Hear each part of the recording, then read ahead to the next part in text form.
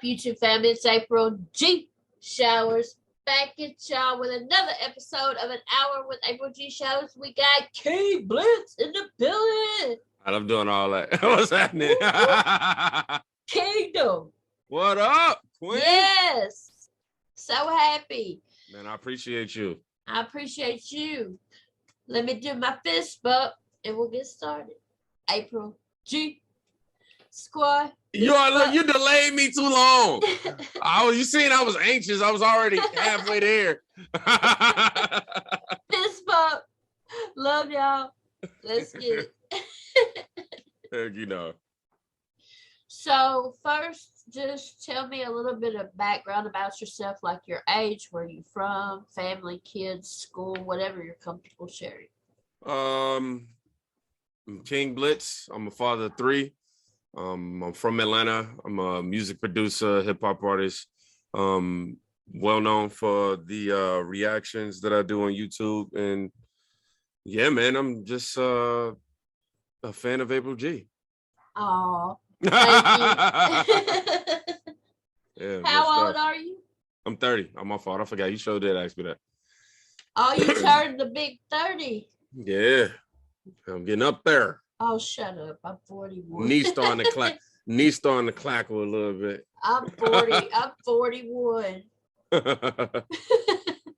All right. So have you always known you wanted to be a rapper? Yep. And if not, when did you start and what did you want to be if you didn't know? That's what I don't know what I wanted to be before a rapper, but it was in elementary school when I decided I wanted to rap. And it wasn't based on anybody. Like, I didn't hear anybody in particular that made me want to rap. I was just on the school bus on the way from a field trip.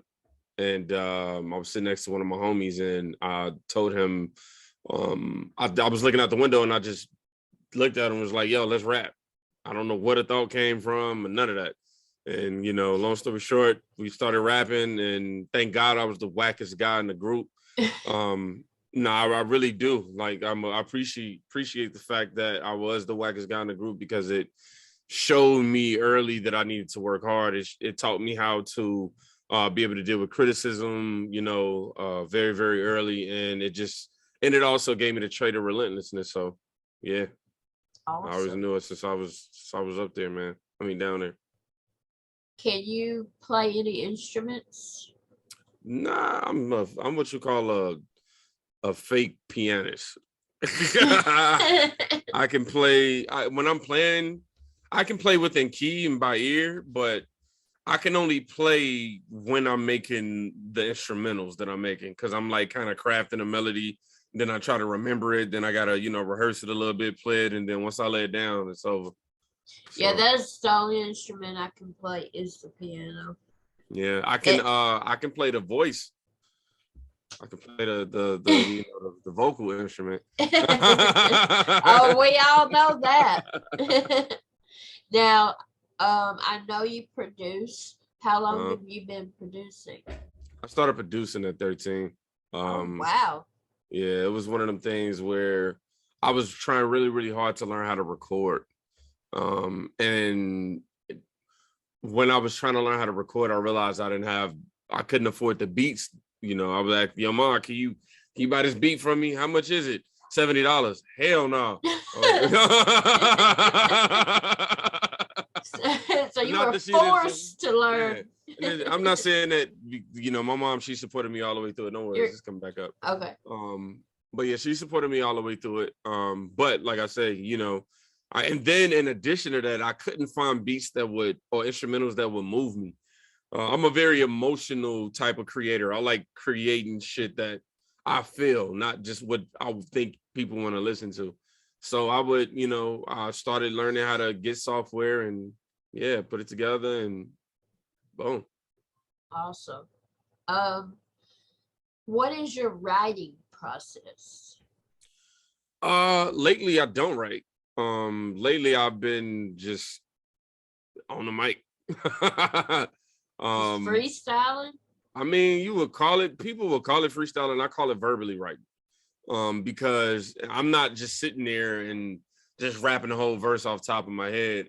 I'm sitting there and I'm listening to it, I usually say the first thing that come to mind, and then from there is just I say that line, and then I think of 2 lines, then I rap those 2 lines. I listen to all of it together. I'm like, oh, this will fit. So yeah, I kind of sit and verbally write. I don't even write nothing down. I kind of just piece it together. But my writing process, even when I was writing, is the same as this. I just kind of start. I don't. What's difficult for me is creating themes. It's hard for me to be like, oh, I want to talk about this and then write a whole song about that. I don't know why my brain just don't click, because for whatever reason, the instrumental is saying something totally different than what I think I want to say. So it's like, I just have to start, like, even with like Normalize, that record that's on the album, I wasn't going to take it in that direction. If you listen to that song, if you listen to the very end of it, I have like, the whole story that happened. And then the very ending is kind of like, a scenario where 2 guys are in the car at, on break from work, listening to what just happened in the first half of the song. But that was what I initially wrote for the song. You know what I mean? And as I was writing it, I'm like, yo, this ain't connecting. This ain't really, it ain't screaming at me the way I want it. And then I ended up writing the first half, and it became what it was. So like to sum it all up, all that jumbo that you just heard, to sum it all up, I just start. I don't start with hooks. I just start writing a verse, and at the end of the verse, the hook comes, and yeah. Yeah. Normalize is an amazing song, by the way. Appreciate that. Thank you. Absolutely amazing. Thank you. Yeah, I'm a writer, and I've been writing since I was a little girl, and I started writing poetry, and my writing process, like most people that I've talked to, say whatever the beat makes them feel, that's what they write. And like, I guess for me, since I've been writing since I was little, and my intention was never to write songs, it was just poetry and how I was feeling. It's hard for me, a title will pop in my head, and then once that title pops in my head, I'll write the title at the top of the paper, and then just start. It's writing. Almost like essay form. This is the subject. You come over the subject, and then it's just like, all right, I want to create the storyline for this. And the weird thing is like, I don't sit down and think, okay, I'm fixing to write. It's like I can just be watching something, a video or something on YouTube or whatever, and it's weird. It's just like randomly a title will pop in my head, and I'll know what that means. It's funny you say that, because that's how I create my titles. Like, it's hard. Like, you ever know what you want to say, or what type of title you want to have? I'm speaking more so like specifically for like creating albums and stuff like that for me. It's always when I'm just browsing the internet, like things never go as planned.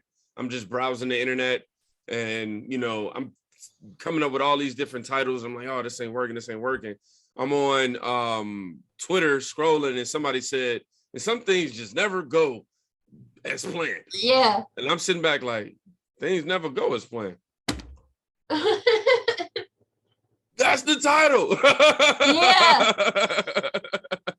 That's like when you had asked me, you had listened to something of mine in a live stream one night, and you said I would, when the George Floyd RIP stuff first happened, you said I would love to hear your perspective and hear you write and rap about what's going on in America right now. And I was like, oh shit, you know what I mean? And so when I was sitting there trying to think of a title, then would come, huh? Well, shit would pop in my head. I'm like, that ain't it. And I said, I'm just gonna quit thinking. I prayed, and then I just started watching videos on YouTube. And then boom.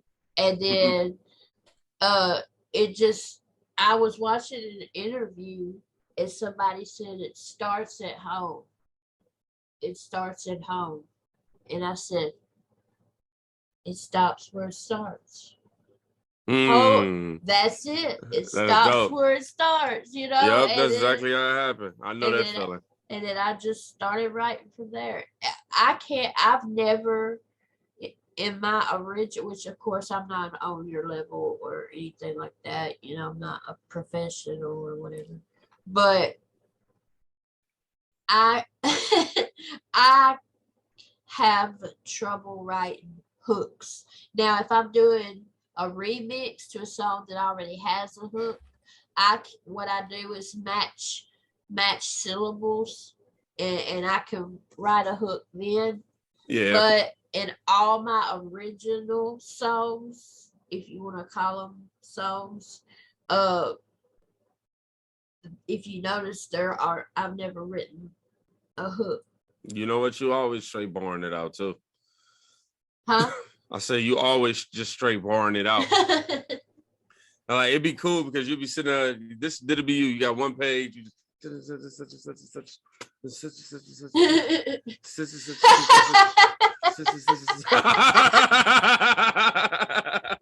but that's cool because I can't do that. I told you that before. Like I can write a whole rap, but if you ask me to rap it without like rehearsing it, like just right after I wrote it, you know, even if I rehearsed it that day, you know, I had an hour to rehearse. I can't do it that clean. I just can't. I will say I'm spoiled. I've been spoiled in this generation of artists creating shit. You know what I mean? Well, my plan was never to rap. Like it started out like 2 months after I started my channel. I told my subscribers that I'm a writer. I have a published book, and I put a poll up and said, would y'all like to hear some of my writing? Mm-hmm. And they voted yes. And then I knew which poem I wanted to share. And I said to myself, it's going to be really boring if I just sit here and read.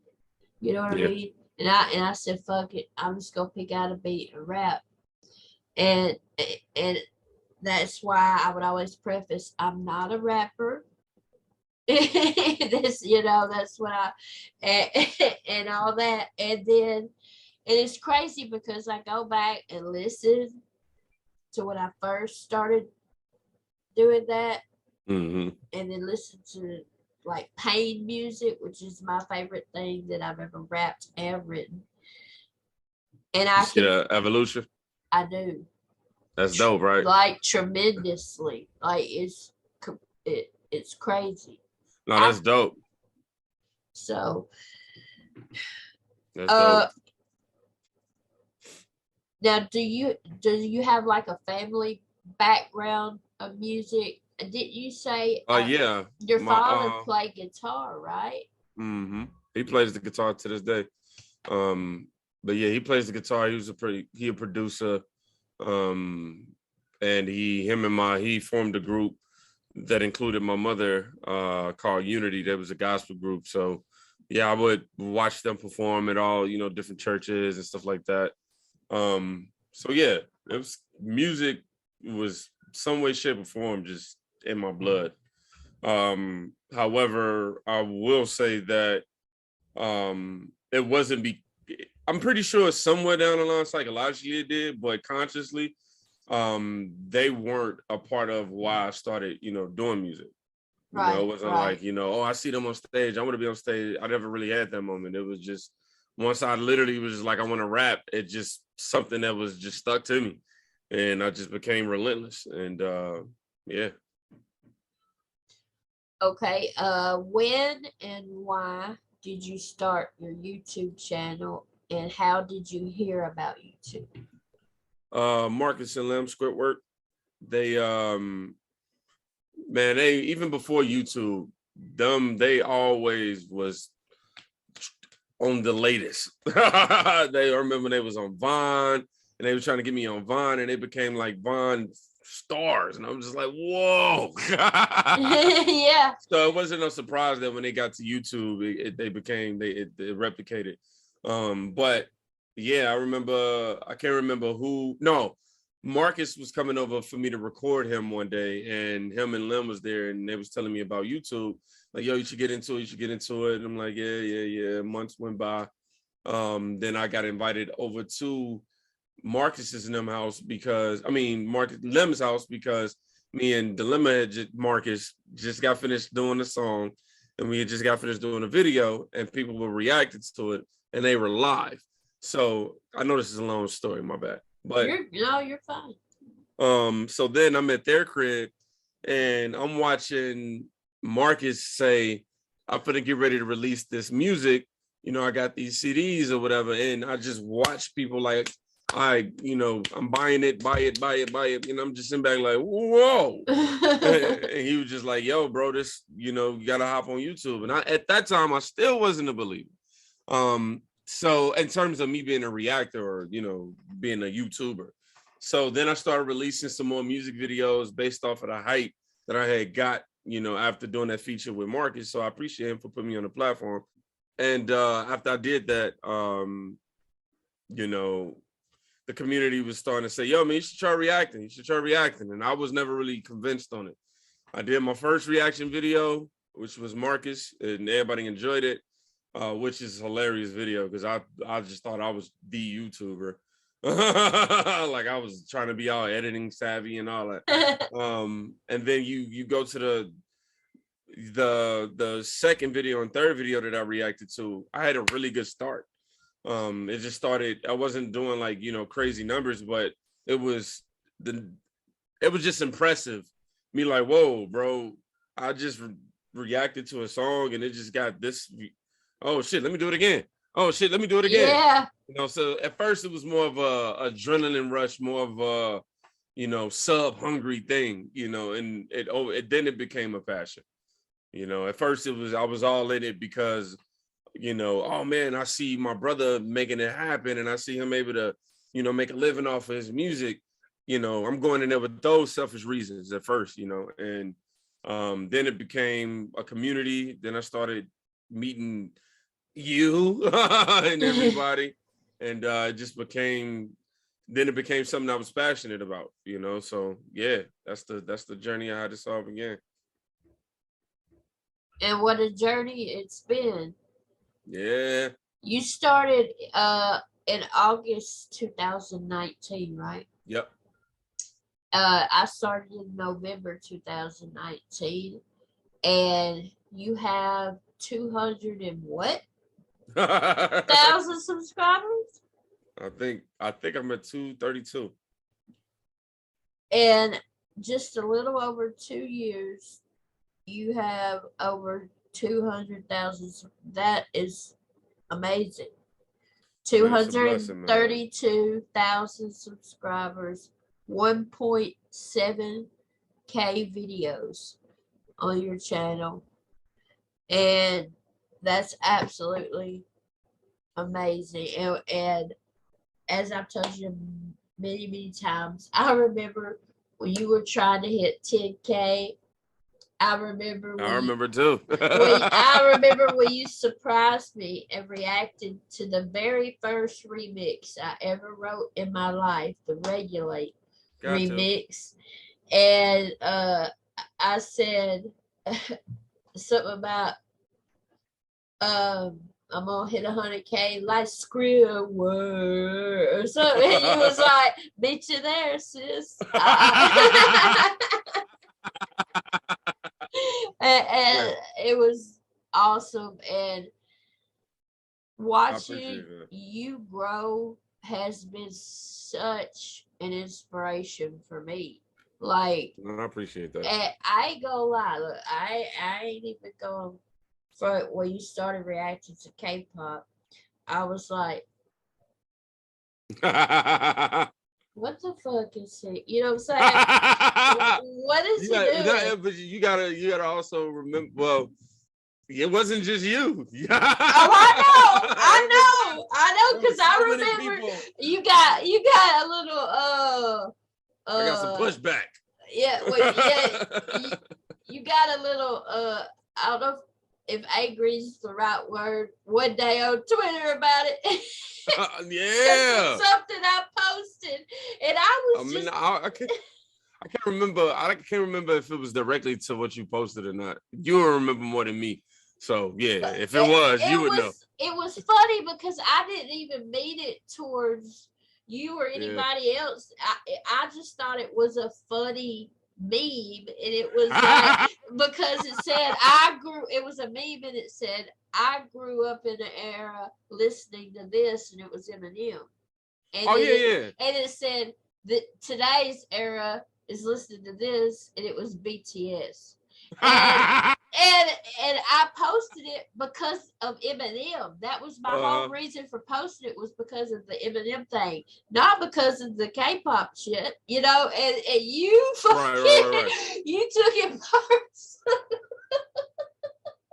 Man, I mean, if I'm being honest, at that time it was just so like every day I'm just like, and the thing that pissed me off was everybody was making it seem like all I was reacting to was K-pop. Like, I'm like, bro. Well, I knew that. I didn't think that. I knew. No, I'm just saying, like, around the time, everybody was just like, he reacts to so much K-pop. I'm like, bro, I reacted to 3 hip-hop songs and 1 K-pop song. Right. And the only thing you see is the K-pop song. Right. So, so, like, you know, watching the chat go from, you know, to, you know, oh, bro, what the fuck is this? I'm out. I can't do this no more. Even though, like, it's like that now. You know, a lot of, like, my regulars that used to come in all the time are just completely turned off by the fact that I got so many people that listen to rock music. You know what I mean? And they make up so many excuses. I just want y'all to know I love y'all. It's okay to just say I don't want to watch the channel because you listen to rock. I'm not, you know, heartbroken over that, you know. But I listen to rock. I love rock. But they be like, I'm so busy. What's even more hilarious about the K-pop thing is a couple months later, everybody else started reacting to K-pop, including me. And it's like, I mean, you know, somebody got to go over there and tell you that, you know, it's they throwing knives. And Blitz was on to something. I mean, you were on to something. I mean, K-pop, it's not, hell, Blackpink in your area. Them motherfuckers, they're the shit. Blackpink is the shit. They brought me back to my junior high days. Mm-hmm. I mean, it makes, you know, made me feel all young again. One of their songs, I fucking loved it so much. I listened to it. Man, they got so many. YouTube. I need to react to some more of their stuff. I hadn't reacted to K-pop in a while. No, you should, man. Blackpink, you know, they got a really, really solid crowd. But, you know, I think the reason why, you know, me being able to find trends early was the reason why I was able to grow the way I did. It was like me being able to see, because I wasn't the first one to react to K-pop. But when I seen it, you know, I'm like, yo, this is different. And then I'm studying like, okay, a lot of traffic is being drawn from this. Maybe I should check this out. Right when I said that, I'm like, how are people going to accept this? My whole channel is, and then right after that, I said, I love them, but fuck them. We're gonna have to just, if they rock with me, they're gonna rock with me. If they don't, they don't, you know. That was so funny though, when you very first started reacting to it and how everybody was like, and BTS was the shit too. I hadn't listened to as much BTS as I have Blackpink. Yeah, I've listened to enough of BTS. Not literally enough, but I'm saying like I've listened to quite a lot. Yeah. I have notifications turned on for your channel, and so remember they used to come bling bling bling. I don't like the way. Does yours do it now where it just say, like, it'll say King Blitz uploaded 3 videos? Actually, no, I don't have notifications come to my phone at all. Well, that's what it says. Like right here, it says Alpha Tyler uploaded 2 new videos, and it just don't tell you what they are. That's all it says. I don't like. I mean, that. that's a little more credit than just updating you for one. But yeah, I would much rather know was, because if you can see in quick time, it's easier to click on as opposed to you got 2 new videos. It'd be better like, yo, he got this Blackpink video. Oh shit, that's what I want to see. Yeah. Yeah, there's been several that you put that you said, it was your first time hearing it, and I was like, he's never heard that song. Most of it's been rock and songs that I love. And I think one was, did you do it was either you or Holla did a reaction to Johnny Cash Hurt. I did. Yeah. I was like, oh my God, he's never heard this. I'm watching this shit. Cause it's that's the cool part though, because some people they are so one track minded and they don't consider cultural differences. You know what I mean? Like so it's like people not from you, you never heard this is totally different than the tone right. Somebody else's. It's always like, man, you ain't heard this. I can't believe this shit. You're a liar. This ain't your first time hearing this. I'm like, bro, I grew up on fucking Tupac, Jay-Z. Yeah. I never listened to a Bon Jovi song, and if I did, it was because I was passing through a commercial and didn't even realize right. It was a Bon Jovi. Like, my mom only played gospel music, bro. We wasn't bumping, the Animals and Ram Jam, man. Like, how is it hard to believe that I didn't hear this? Like, yeah, and I know Holla, he had it showed up one day that he had reacted to a song by New Kids on the Block.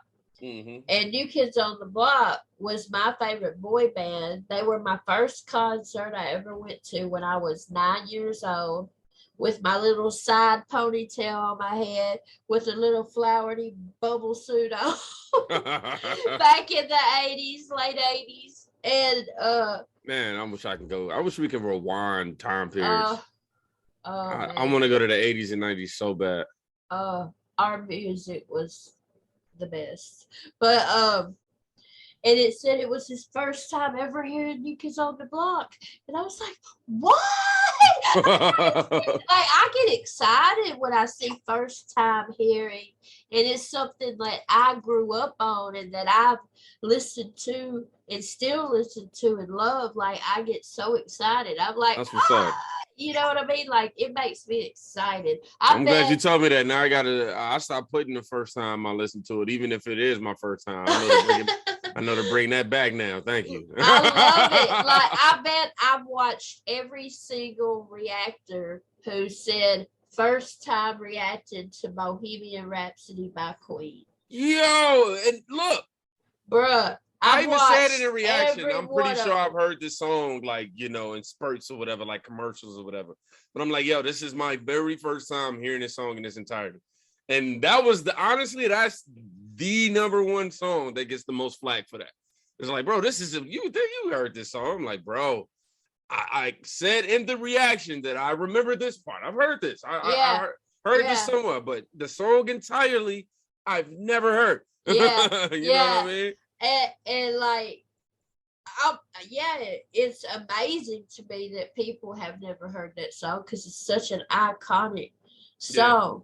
Yeah, but I do believe, I know, like you said, people grow up listening to different shit and hanging. It depends like who you hang out with, and that's like going to, name the trappiest trap rapper ever, right? And then asking him like, yo, who Black Sabbath is? Did you know that Ozzy Osbourne was there before Dio, or how you say his name? Right. Yeah. Or something like that. I don't even know how the story go. I'm over here trying to test my rock knowledge, y'all. I never got too big into Black Sabbath. I like a couple of their songs, but not like a whole lot. But Queen is my favorite band of all time. And Pink Floyd and Queen, definitely. Yeah. And a lot of people, though, don't realize how much Queen they've actually heard until because Queen is I learned about Vanilla Ice. We will rock you. And then the Olympics. That's what I was supposed to say. And then you got Vanilla Ice. Under pressure. Then he tried to, yeah. Yep. That's cool. So, that's the cool part about being a reactor is rediscovering your childhood in a sense, you know? Yeah. That's all we doing. It's like, oh, wait, I've always known this to be this. And it's not? Oh, wow. That's crazy. Yeah. You're like, oh, shit, that's Queen? I have heard them. And my two favorite Queen songs are Bohemian Rhapsody, and Jackson knows every word of that song and loves that song. Training It Right. And because I want him to be well-rounded in music and not, I mean, I'm not going to force him. He can listen to what he wants to, but he loves that song. And then To Love Somebody. Oh, that's dope. My favorite Queen records would be Killer Bees, and We Are the Champions. Yeah. But the Champions one, like I heard that record because of Jay-Z when they sampled it. Yeah. But even the original, like listening to it is just so, I don't know, it's like the melodies is different as hell. Like, you know, when you take the percussion away from that and you just listen to the melodies, it can fit in a few different genres, man, just because it's I don't know how to explain it, bro. I really don't. Yeah. But it's that. Yeah. And We Are the Champions, that song was the Olympics theme song, you know. The Olympics used that song. I'm going to probably listen to that song before I get on stage. Should have motivated you for sure. Mm-hmm. So, I know the answer to this, but has YouTube helped your career? Hell no. No, it has, most def. It's allowed me to meet some incredible people, and being able to use the talent that I didn't even know I possessed outside of just music to bring people into the music is super cool. I wouldn't be where I'm at without YouTube doing reactions and stuff like that, you know. And I can't sit here and just be like, hey man, you know, my raps took me this far. Nah, they didn't. Right. They helping me maintain and taking me to a new place, but reactions brought me up to where I'm at right now.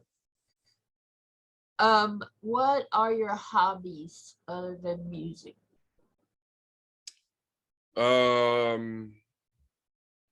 First of all, spending time with my family is the most important. However, I'm gonna act like that's already a given because I already know people in the comments, well, you didn't say your family. Right. You know, yeah. That's a given. But I like to honestly, I like to build shit. What do you build? Like, you know, I built the shed in my backyard. Wasn't satisfied. Well, it came out really good, but you know, this is your first time making a little building. You make some mistakes, so tore that down. Because I went to Crip house and Crip got like all this. He got this fucking fake grass and these big ass TVs. It's just like a fucking hotel in his backyard. So I came home, kicked the shit out of my shed down. I was like, this gotta go. I took that down and, you know, kind of made like a outside theater kind of thing out there. But awesome. Yeah, man, you know, I just like building stuff, man. I built like my studio booth. I've built the box springs that we all sleep on the bed. I just build. I don't know why I like building. And outside of that, the builder. Yeah. Outside of that, I just I like to play the video game, but it ain't like it used to be as a kid where I used to be able to sit there and play for hours. I play the video game more as a way to get my mind off of whatever I'm doing. What do you play? I literally play these same two games, nothing else. All I play is Call of Duty and boxing. That's it. I've been playing boxing since it came out in 2011. So that lets you know 10-year dedication to one game like that I play to this day. That's like me. I yeah. played Tetris and that bitch came Man, out. Tetris is the shit. Tetris came out in fucking what? 80 something? I don't know. I wasn't born when Tetris came out. Fuck you.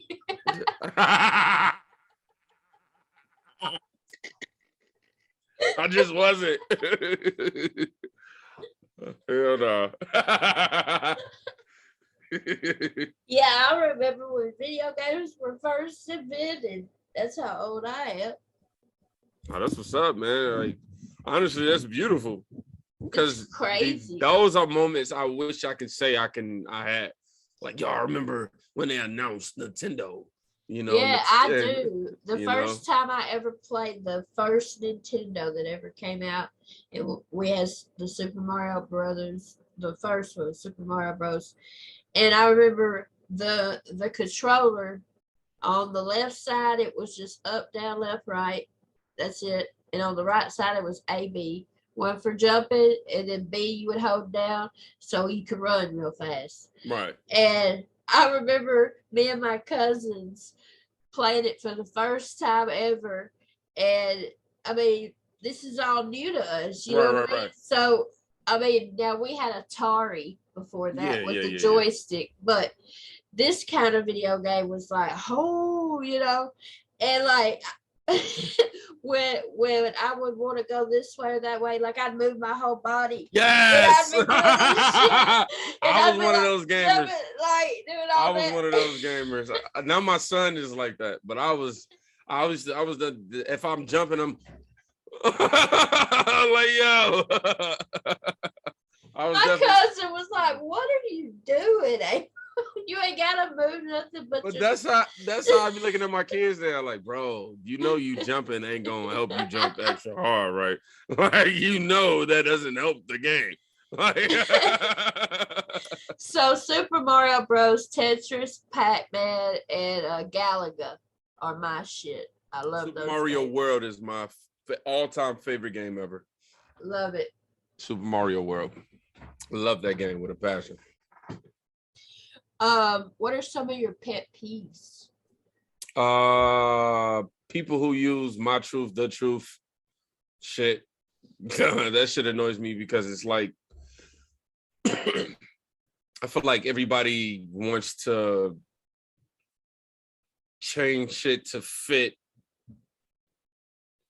them as opposed to realizing life is what it is, you know. So that another pet peeve would probably be what's something that annoys my wife taking my socks. That shit I don't care how cute all the queens think that is. That shit is annoying. I'll be like, bro, I love what my socks at. I can't find none that match. She'll be like, you wear those two? I don't want those two. I want mine. So that's petty pet peeve right there. And anybody that's closed-minded. Just because, man, it's beauty in being able to break down ego and learn, or not even just learn something, be able to see something from a different perspective, and to not even be willing to want to even just listen. Yeah, I'm not saying you have to agree but the fact that you don't want to just listen, or consider. That I hate closed-minded people, man. Me too. And yes, I said hate. Yeah. I didn't say strongly dislike. No, yeah, me too. And I used to be very closed-minded and didn't even realize it until I went to rehab in 2011. Yeah, and same here actually. Rehab, but yeah, I used to be very closed-minded. My father is very, very narrow, closed-minded, and that's how I was raised. Yeah. And so I go to rehab and I realized how close-minded I was through my recovery journey. And a lot of my recovery process was unlearning shit that I have been taught in my childhood, and learning that it is okay to question things I've been taught and to believe differently than what I've been taught. It's okay, you know, Yeah. and it's okay if other people don't agree, you know. That's the key right there. I think people get so hung up on wanting somebody to just be like, okay, I see what you're coming from. You know what I mean? It don't matter if they did see where you're coming from or not. It's like me seeing where you're coming from is not going to change the dynamics of the situation. Right. You know what I'm saying? And it's not that I think it's bad that people seek validation in certain ways, because you definitely want to make sure you ain't tripping. But the people who do it in a way that's just like, you know, I'm right and they wrong, right? You know, they tripping, huh? Yada yada yada, and then try to form teams around that type of shit. Yeah, that's annoying. Yeah, I can't stand it. I can't stand it. My father is the most closed-minded person I know, and it's annoying. And he takes, you know, I believe in God and all that, but him and my stepmom are like over the top religious Bible thumpers, you know, and my dad will. Man, my father's a pastor. Yeah. Oh, really? And people be like, does that affect the way you rap? Fuck no.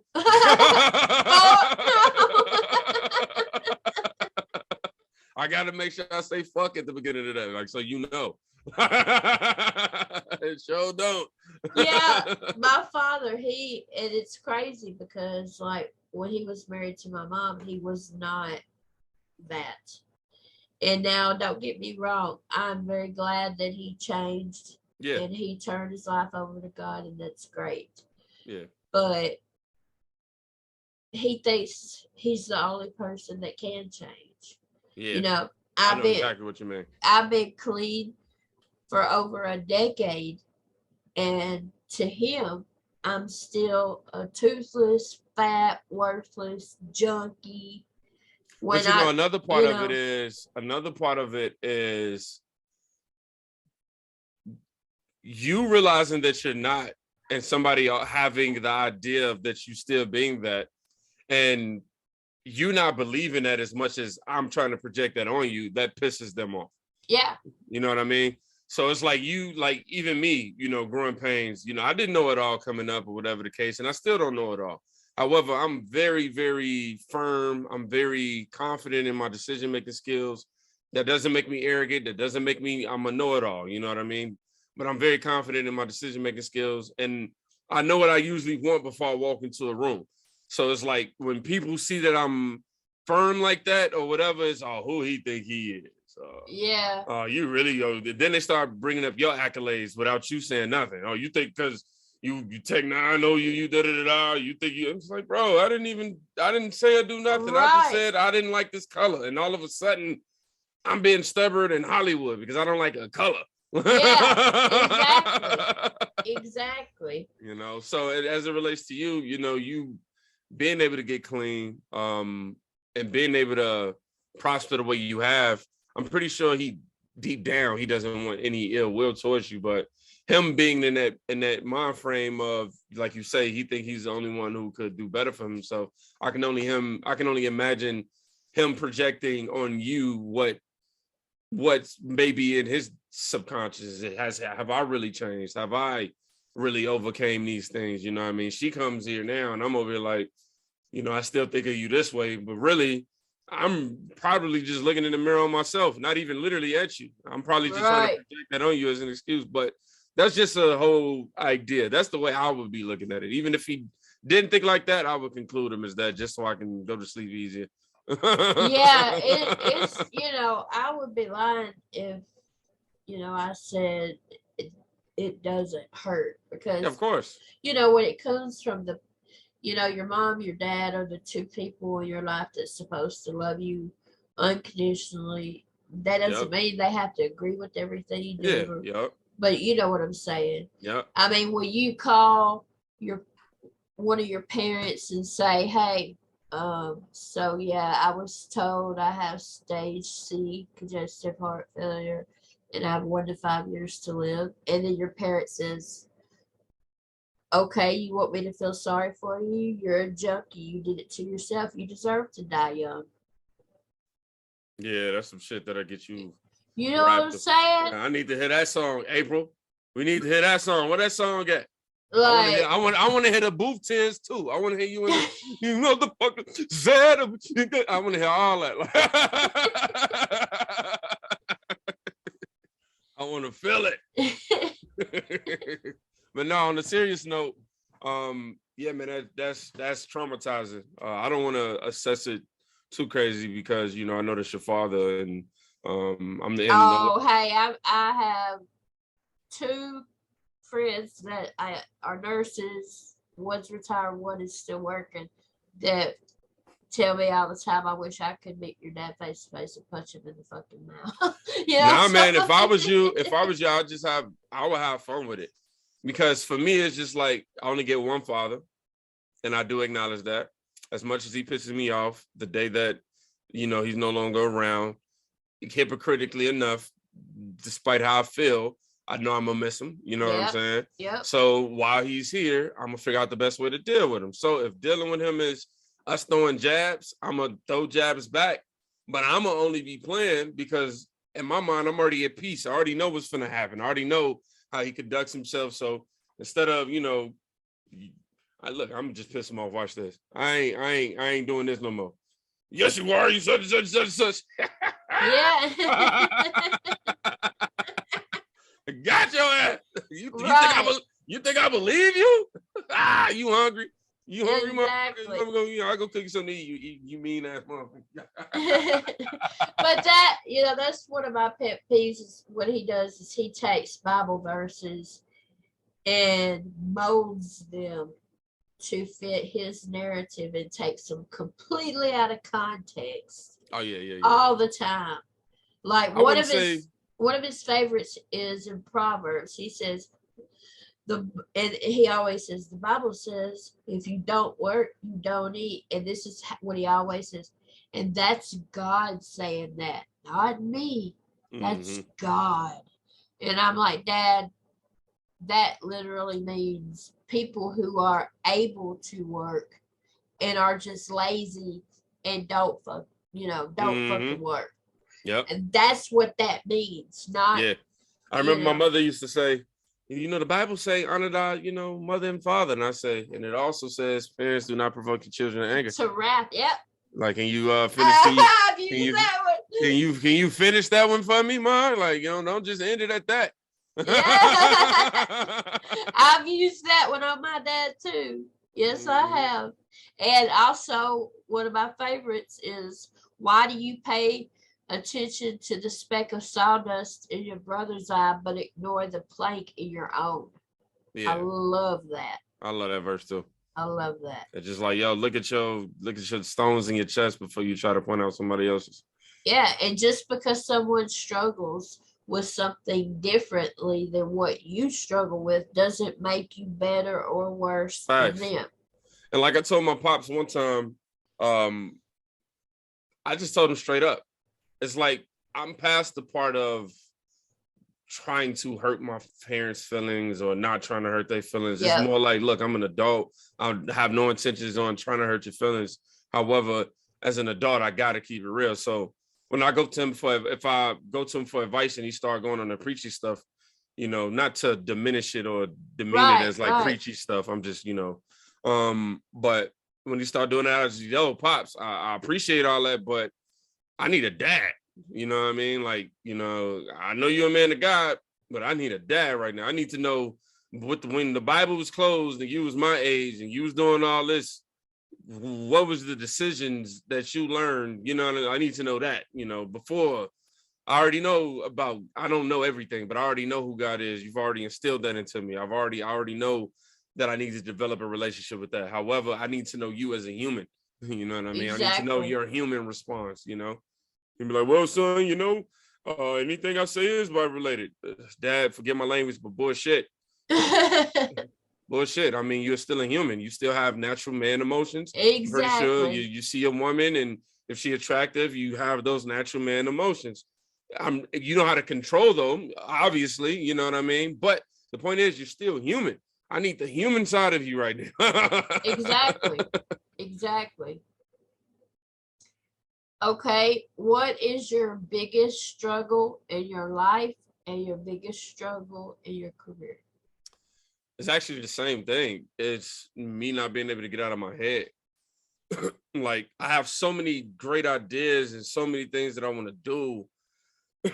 And sometimes I may even have help in front of me, but I can't see it because I'm so clouded by, I got to do this, I got to do that, I got to do this. I'm laying down. Oh shit, I ain't upload this. Get up.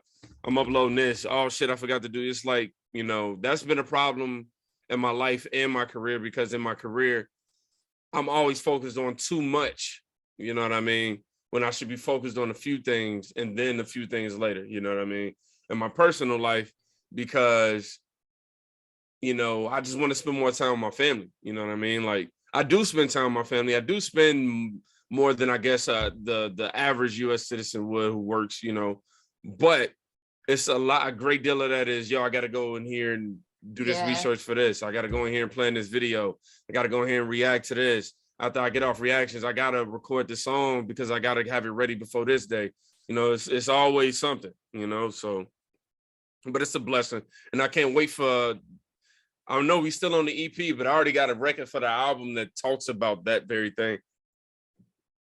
We just, I'm gonna just say it like this and stop. It's a message to my kids, apologizing to them about chasing my dreams, but also really telling them that had I not chased my dreams, I'm not gonna spend my life later on resenting my children in any kind of way because I was, didn't go full-fledged with my dreams. You know what I mean? Right. Not saying that I will resent my kids and all like that, but I'm saying, like, I don't want to have the moments when I'm older, like, man, I was just taking care of the kids. Now, if I would have just sacrificed this and I don't want to have that moment. And then 2, I don't want, my kids growing up, man, and saying I didn't spend enough time with them. So it's always this medium, this, I'm trying to find a balance. Yeah. So every day I'm just, every time I'm done with reaction, I walk out, go take my kids, kiss on them, sit down, talk to them a little bit, chill with the wifey, play a couple video games, yell at them,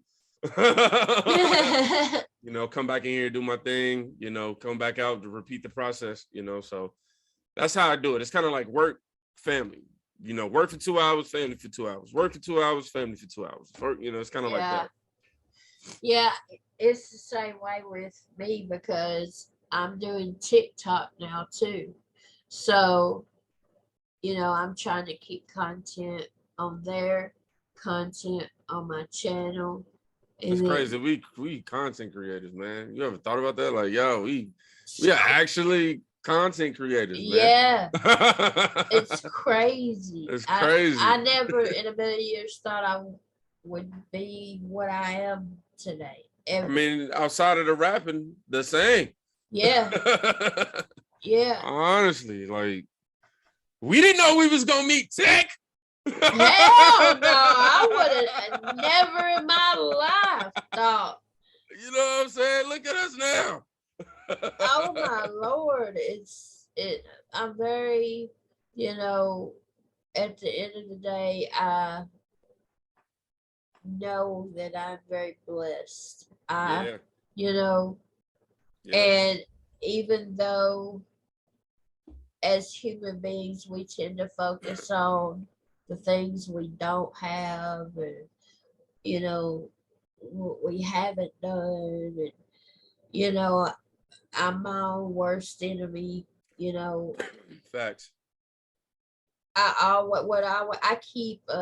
actually keep a gratitude list. It was something that my sponsor suggested I do when I was in rehab, and I've been doing it ever since. So for over a decade. And gratitude list. Every day you write down 5 things you're grateful for. And every day it has to be 5 different things. I bet you at this point you probably got socks. Bruh, yeah. I literally, it was like pillowcase. Right. Rugs. But it's funny you say that, man. because as much as I try to preach to people be grateful, I also preach acknowledge being a human being. Acknowledge that we are hypocrites. Acknowledge that we're selfless. Yep. We're also selfish. Yep. Acknowledge that, we want to do good for people. And there's some people you don't want to see them doing bad, but you if you can kick them and get away with it, you would. You know what I mean? Like, yeah. It's just, you got to embrace everything. So I even not to a great extent, but even being ungrateful. And let me explain before everybody in the comments in the universe be, oh, what the hell are you talking about? Well, because right now we're doing so many different things on a regular basis that we're not worrying about them the same way somebody who don't have these things are worrying about them. And even though we're not worried about them, somebody else will like, oh man, y'all take that sweater for granted. And in your head, you like, it's just a sweater, you know what I mean? And to say that to somebody like that is rude as fuck. Yeah. But without that person being there, and you think to yourself like, bro, I would tell my kids, man, that's just a sweater. Don't be arguing over that sweater. You know what I mean? It's not that I'm not grateful for the sweater. It's just I'm not consciously, oh man, I got the sweater and somebody don't have it. You know what I mean? Right. But then I have to ask myself, am I wrong, for not being able to recognize that all the time? Then I have to say, no, bro, you're fucking human. Exactly. You can only be as grateful as far as you can think and see. I'm not promoting being ungrateful, but I'm just saying, like, being able to acknowledge it and see it for what it is, as opposed to just trying to run away from it. Like, it ain't what it is, Right. So that doesn't mean take your sweaters for granted, everybody. I was just trying to make a point. Yeah, that makes total sense. And like, it's okay. Like, as human beings, we're all going to have bad days, bad moments, times where we are selfish. There are times you need to be selfish. Hell yeah. Because if you're constantly the one that's giving and giving and giving and giving and giving and giving and giving, and you're gonna run empty, if that makes sense. Yeah, that's yep. You know what I mean? I'm very selfish with my time. I'm very selfish with my focus. You know what I mean? Like, I know what I want to do. I'm willing to listen. However, if it don't add to the plan, fuck it. Yeah. Yeah. But man, Blitz, you could be making so much money if you start producing for other people. That ain't my passion. I know I'm talented at it, but I don't care about making nobody else rich off of my beats. I don't care if I could meet Kanye West and Dr. Dre through my beats. That's not what I want to do. Exactly. That's like a lot of people tell me, April, you should be a ghostwriter. No, motherfucker. I don't want to be a ghostwriter. I want to say my shit. Yeah, if I'm writing it, I want it to say April G on that motherfucker. Right. Fuck being a ghost. Hell, fuck that shit. Like, we know we can make money doing these things, but it's just true to our heart. It's just like, nah, bro, I'm not there. I can't see me in the studio for 10 hours making these three beats for another artist. You know what I mean? Cool. Yeah. I can make money off of it, but nah, bro, I'd rather go in that studio and make them take 10 hours to work on that beat for Blitz. I'm that special to me. Yeah. You know what I'm saying? Exactly. Exactly. And another point I do want to make, going on for what I was saying about we're going to have bad days, bad moments, and that's completely okay, and it's completely normal. The key to that, and it's something I had to learn, and it's something that took me a long time to be able to really get it, is to not stay stuck in those bad moments or bad feelings, or whether it be sadness, anger, hurt, depression, whatever. It all boils down to like ego, it really does. We have an ego within ourselves. Like, fuck trying to prove it to anybody else. Like, we be trying to prove to ourselves that we the toughest in the room, or we really don't care, or it ain't bothering us like that, when you should just be honest with yourself, man. Some of that stuff you just gotta let go. Like, I keep it real. In the beginning of me and my wife's relationship, when we get into an argument, I'm gonna just call it like it is. I know I've been cursing a lot, but I'm gonna call it like it is. I was acting like a little cuss bitch all the time. I was acting like a little bitch because once we get in an argument, I go a day or two, and we'd be in that same house, and I just be ignoring her. And I woke up one day like, bro, you a man. Yeah. What the hell is wrong with you? You acting like the stereotype of what we think women would do if they got mad at you. That's what you're doing right now. Right. So I had to, put my ego to the side and say, you know what? I do get mad, but I'm not gonna try to sit here and walk around 2 days to make her feel that. Right. To try to make her feel this pressure. Or you going, fuck all that, bro. Look, I'm mad. Let me go ahead and smoke some real quick. I come out, smack you on your butt and we'll be good. All right. Yeah. You know what I'm saying? Sometimes you got to let it go. Sometimes it goes back to what we said earlier. Having somebody view your point isn't always the most important thing. Having somebody validating your point isn't always the most important thing. Sometimes for me, it's just like, okay, well, she grew up the way she grew up. I grew up the way I grew up. She came to this conclusion. I came to this conclusion. We at least talked about it. I played my case the best way I could, whether she received it or not, and vice versa. And that's all I can ask. After that, I just got to go walk it off. Exactly. You know what I mean? Exactly. Yeah. Okay. What is your favorite song of yours and why? Of mine. Of yours. Move Up. It's a record I did on 24 Hours. Just because it was. I don't think I've heard that. Have I heard? Yeah, it's how'd it go? I'm just trying to move up. Damn, I forgot my own lyrics. How did it go? When did you release that? This was before YouTube. I think this was like 2018, 20. Then I haven't heard it then. Mm-hmm. But it was pretty much talking about like, being in a relationship where, I'm chasing this dream constantly, but I'm losing Tom because I'm chasing this dream. And the person I'm in love with just doesn't understand it. She just don't get it. Instead of her looking at it like he going to the studio to put in his work, she looking at it like, oh, he going in the studio, you probably messing with some girl or something. And it's like, no, bro, I'm really just trying to chase this dream and I'm being innocent and trying to get this shit accomplished. And I keep getting ridiculed for it. It was a horrible place to be in. So yeah, I just really, and then fuck the song topic. I made that beat. That was like one of the most incredible beats that I've made to this day for me personally. I'm writing that down so I can check it out. Move Up.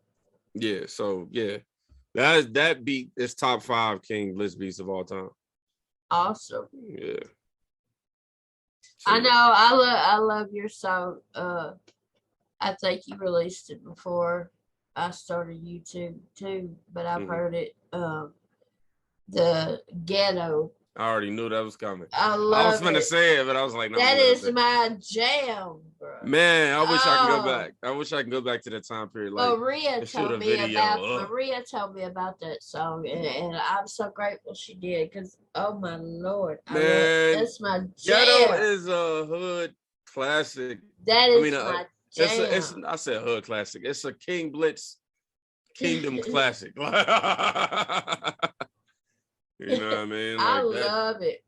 Yeah, man. That was that joint. Shout out to my partner D-Mine. He produced that beat. That's that R&B shit. I love it.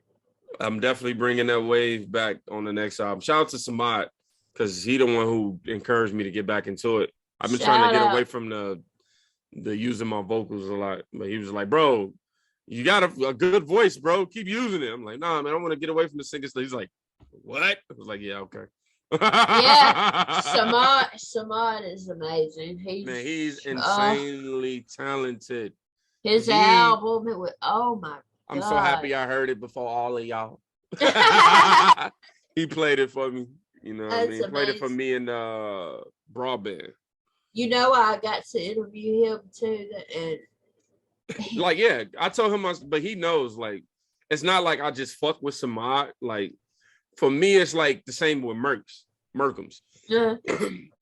I'm actually fans of their work. Yeah. And for me, it's cool to be cool with somebody I'm a fan of. Like, so like Samad, before he even entered the YouTube scene, I was already letting him know via Instagram, like, yo, you dope, you know what I mean?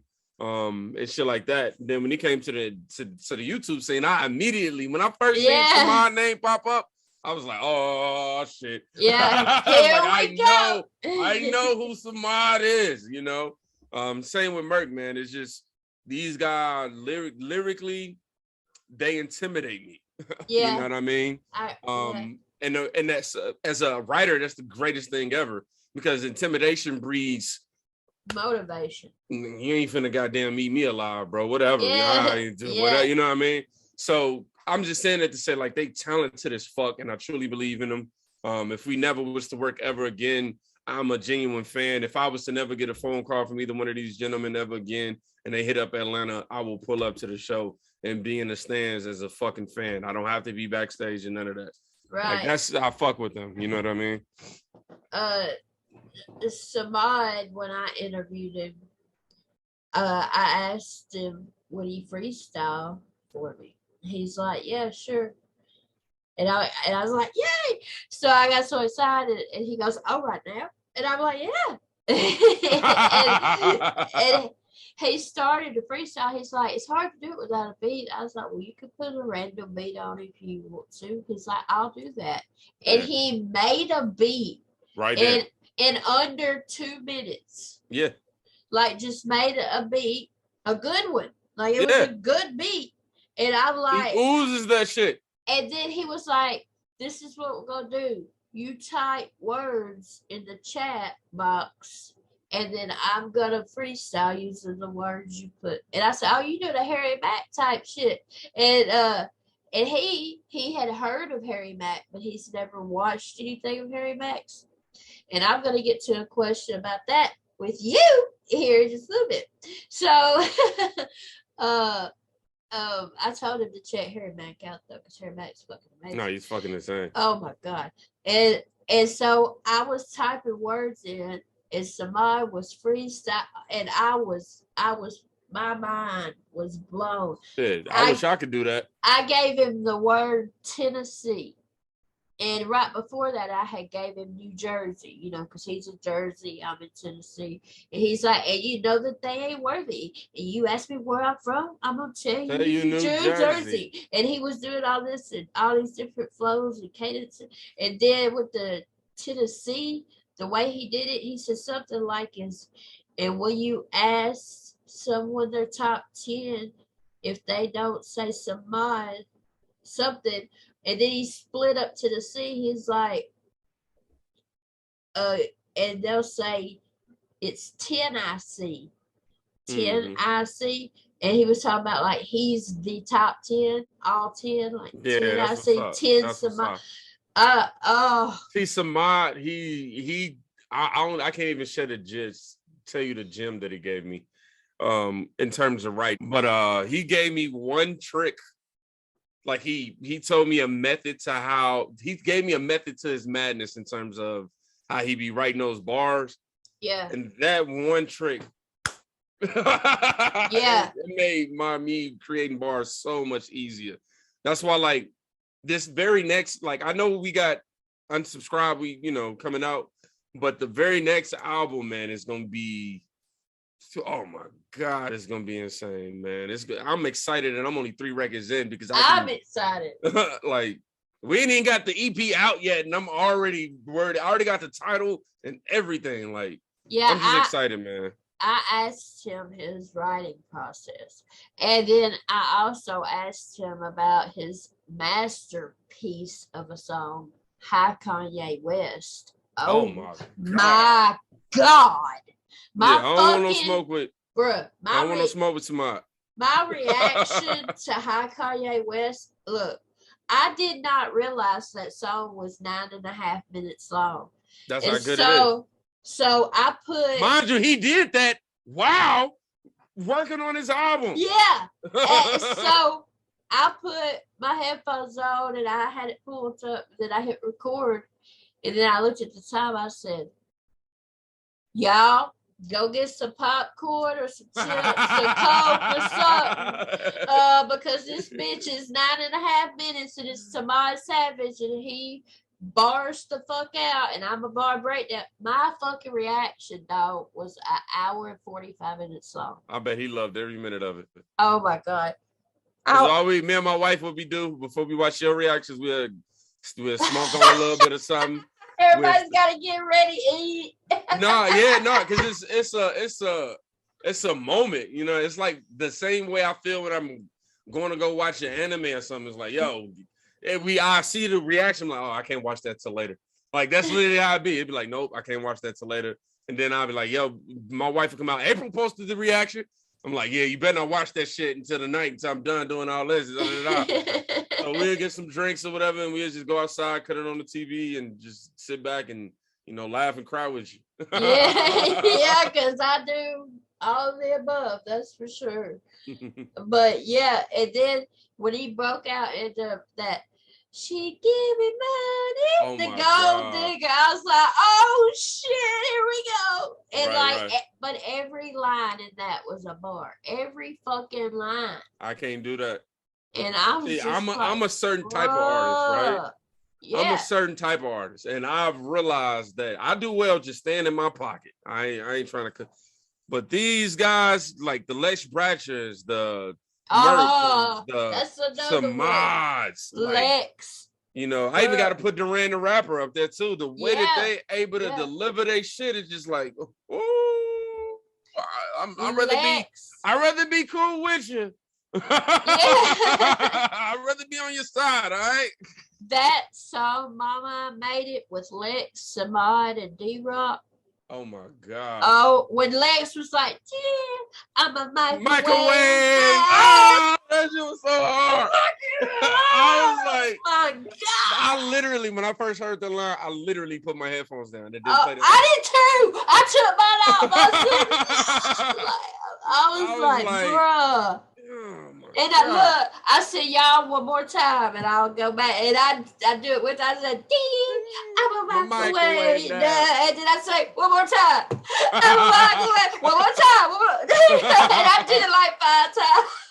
Man, no, they some gifted. I don't see how they come up with the shit they come up with, man. I don't know either. I'm telling you now. To everybody. Oh, I'm sorry. Go ahead. Say what you were going to say. And I've been writing since like I was a little girl. I know I'm not like a rapper, but I'm a writer. You know what I'm saying? And I couldn't. There's no fucking way. I'm a rapper.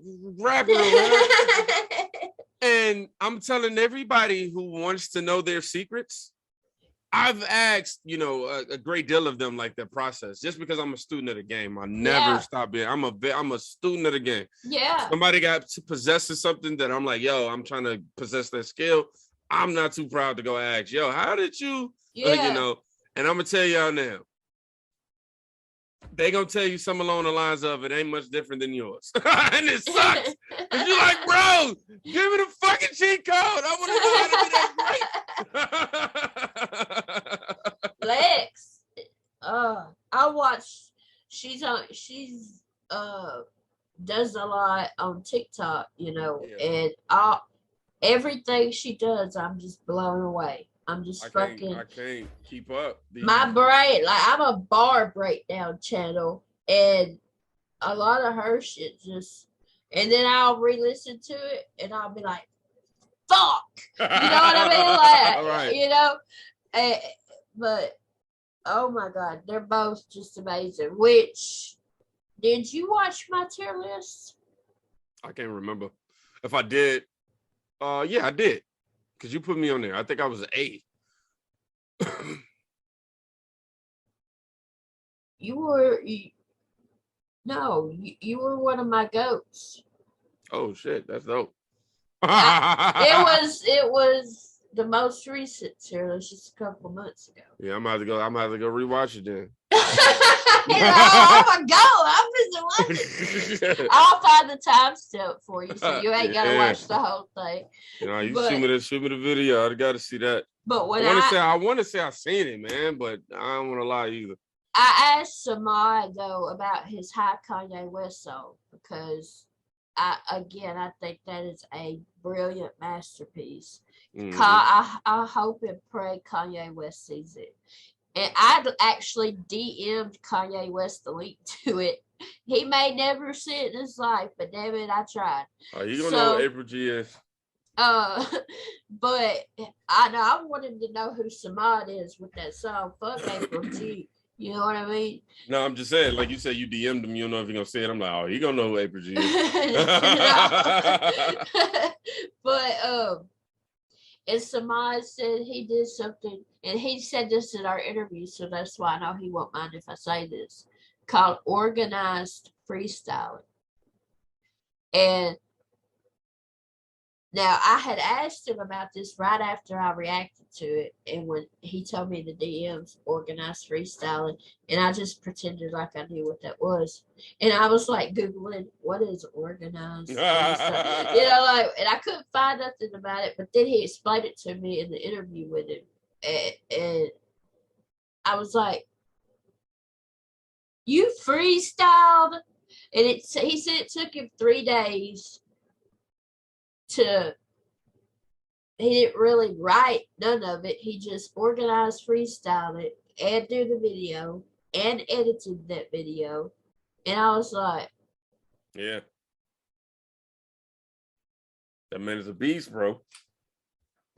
He's his last name for real. Yeah. Yeah, for real. For real. But you are up there with them for me too, Blitz. You are. Man, don't get it twisted. And I know who the fuck I am. Blitz is a beast out in these streets. Yeah, you are. You are. A humble beast, though. All right. You are. You are. And you're amazing. Yeah, appreciate that. Thank you. And hey, like I said in my little tribute video I did when you hit 100K, and I did a little tribute video for you. And I took a clip back when I first reacted to your Homicide remix. And I remember in that, first of all, your comment on it was hilarious because I said, "Cluck, cluck, motherfucker."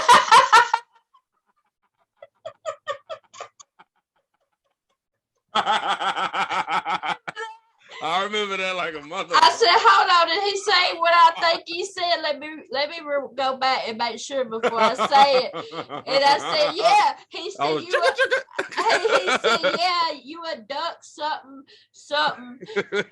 You a chicken.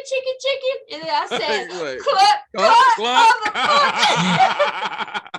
Yeah, man, those are the dope times. But then after that, I said, "Dog, Blitz, I knew you was good, but," and I said, you're gonna be big, you're gonna be huge. You wait and see. See. I'm calling it now." And I put that clip of me calling it in that tribute video I did for you, and I was right. Man, I appreciate it. No, I mean, it's love. Anybody who acknowledges the skill that you've obtained in silence, by yourself and before you reveal it to the world, and being able to reveal it and it be received by anybody is the fucking shit. Yeah. I don't know. I can't see me. I know rappers say, "Oh, you get used to, compliments and but me, I cannot unthink about wanting this. You know what I mean? To now being where I'm at now, to where, it's not necessarily everything. That's a plug. Love it. But I have everything that I've ever wanted, essentially, and I have to be grateful with knowing, like, 2 years ago, I remember saying to myself, "Man, I'm finna go and get a little minivan, give me a job, become a soccer dad." Like it's just that time, you know. I remember that vividly. So to now have what I have, I can't just get back and start. I mean, have this and start getting lazy and like, oh, you know, I got YouTube already working. Oh, I can put music out when the fuck that. I gotta prove now to myself that I'm more dedicated than I am now. Yeah. I gotta prove to myself like, yo, this is what I really want to do, you know? Yeah. Yeah. And while we're on that, I do want to thank you verbally. I did it, you know, on IG or somewhere, and in my reaction to it. But thank you for putting me in the intro video. When I first saw that on Patreon, you already know me, dog. I was like, look, I picked up my phone and I was bawling. Like Jackson thought something was wrong. Yeah. Like I was bawling. I said, Jackson, come here. And he was like, I'm coming, Mom. Let me come. And he ran downstairs and he busted my room. And I'm just like, please put me in a video. Look. I bet he was like, yo, Mom. He said, Mom, I thought you were sick or something. Hell no. I said, is that really me? Is he me? No, man, it was a conscious effort. I knew that because when me and my wife was shooting that scene, I said, yo, it has to make sense. And she was like, what do you mean? I'm like, I cannot just be sitting on the couch to be sitting on the couch, like, you know, rapping to the camera, you know. I was like, it has to make sense. I was like, yo, we need to put a reaction up. And I was like, but we can't put any reaction up. And before I said it, she was like, we can go to April G. And I was like, that's exactly what I was going to tell you to go to. So yeah, that's how that happened. Well, thank you both. Love you, B. Fuck you, B. I love y'all both. She gonna hit that and choke me. Watch. Oh my God. But it's okay to have a humor with your wife. Yes. Women and men, okay? Like it is. We joked. She was getting on my forehead before I came on here, all right? But that was truly like an honor. And two, I get to say, I'm to the King Blitz video. No, man, that's love. That's love. I've been in 2 music videos now, the Cookout Cypher and King Blitz. No, man, that's fucking love, man. Anytime I think of the Cookout Cypher, I think of Simba. Yeah.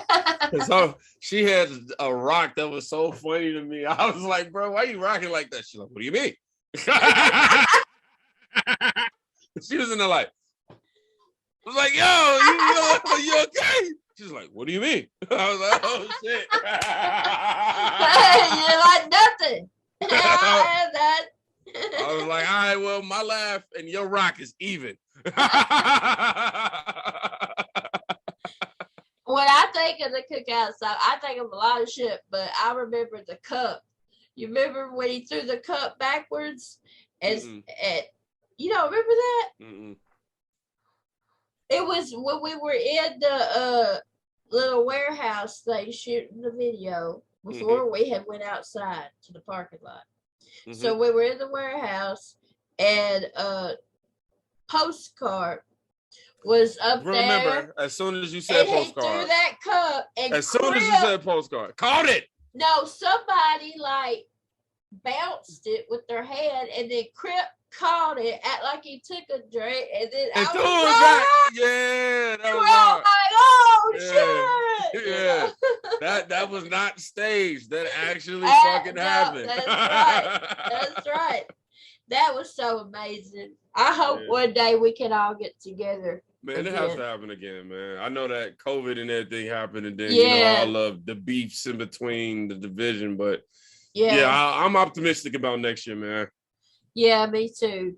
Because that, aside from when I took my little brother to that concert in Nashville before he got really, really sick, aside from that cookout was the best time of my life that I've ever had, ever in my That's what's whole up. life. Ever. That's what's Ever, up. ever. And, you know, just to be invited was an honor.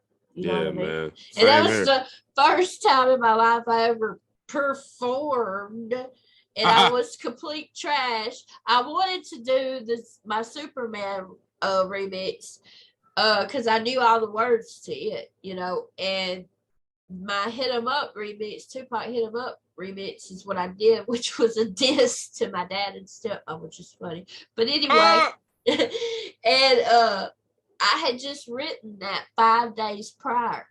So I didn't know all the words to it. Shit, I got songs that I did 5 years ago and don't know all the words. Yeah. So I'm sitting there with my phone up to my ear while other people are performing, like trying to memorize it, nervous as fuck because I'm surrounded by all these fucking goats of the YouTube scene. You know, I'm looking around at fucking Koofies, Merkles, Lex, Crip, Yeah. you, fucking Postcard, Gadsby, you know, all the I mean, I was just like, oh my fuck, what have I done? You know, but I was so honored and grateful to be able to do that. Just to, I don't care if I was the trash of the group. That's fine with me. I'm grateful to be the trash of the group. But man. Pretty sure you did your thing. The thing about it is, though, I didn't give up and I kept going, even though that's the thing. People don't understand relentlessness, man. Like when I fail, I get. This is sound weird. I'm okay. I don't necessarily get motivated, but it motivates me. Yeah. Like, you know, it's like when I fail, I'm over here like, this is another, you know, answer to why, you know, I mean, this is another lesson. I know not to do this again, you know. Now I got to try something else, you know. Yeah. It's the cheat code. Yep. It was. That was just an amazing time. Yeah. Okay, what is your least favorite song of yours, and why?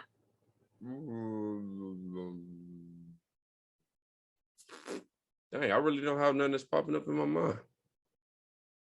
That's cool. Let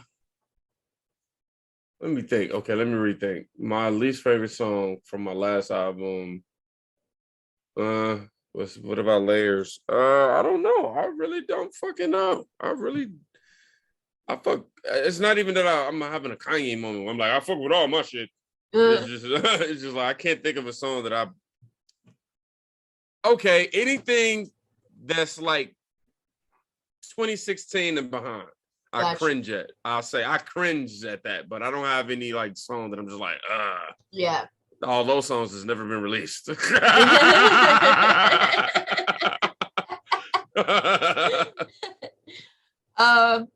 What's your favorite music video that you've ever done? That I ever shot would probably be the very last one. Just because that was the one video that we got everything right by our standards. Like, I'm like, you know, okay, I finally can shoot a video. I know how to I understand the lighting aspect of it. I understand the why camera guys click all them buttons in the camera before they press record. So it was like the first video that we shot, you know, ourselves, that wasn't grainy. I felt like it was consistent in terms of the vibe. And yeah, I think we got some pretty clever shots in there. So yeah. Hopefully, you know, my next video will be the same. So intro. Yep. I'm sorry. Yep. Intro. And I learned I'm never naming another intro because I hate that song is titled Intro now. Why? Just because it's like, here's my new video, intro. Yeah. I feel you. Okay. What made you start reacting? The fans. The fans that was fans of my music early. Because when I was posting, like I say, I was posting up the music after the momentum I got from working with Marcus. And then they was asking me like, yo, you should start reacting. You should start reacting. I'm just kind of like, I don't know. And then boom. Okay. I tried it out and it was like, bow. So you knew Marcus and Lim before YouTube? Yeah, I met them off Craigslist when I used to sell beats and shit on Craigslist. Oh, okay. And I was like 15. And I met them through there. Yeah, had I not met them, I wouldn't have met my wife because they had brought my wife's sister to that session. And then later on, we got invited to a function with my wife's sister and Marcus and Lim, and that's why I met my wife. So, but yeah, if it wasn't for them, my life would be totally different. Yeah. So yeah, I met them. They would come through when I was 15. They'd pull up, pay me to record them in the studio, and yeah, they was wow. It was like they became big brothers over the years, and boom. That's awesome. And for those of y'all who don't know, Marcus and Lim is Script Work. Go subscribe to Script Work. Hug life. Yes, sir. All right.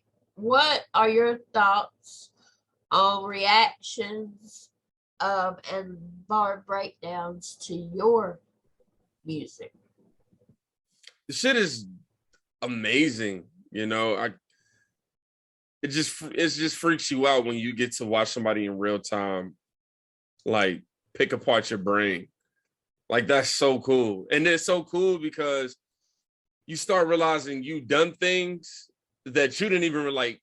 Y'all break down something that I'm like, wow, I didn't even know I said it like that. Like, I think I said something about I'm on a sale, making these sales. I'm in a sale. So I don't know, something about sale or whatever. And I didn't realize the way I worded it and how I set it up. And then it was you and Shaq, literally you and Shaq.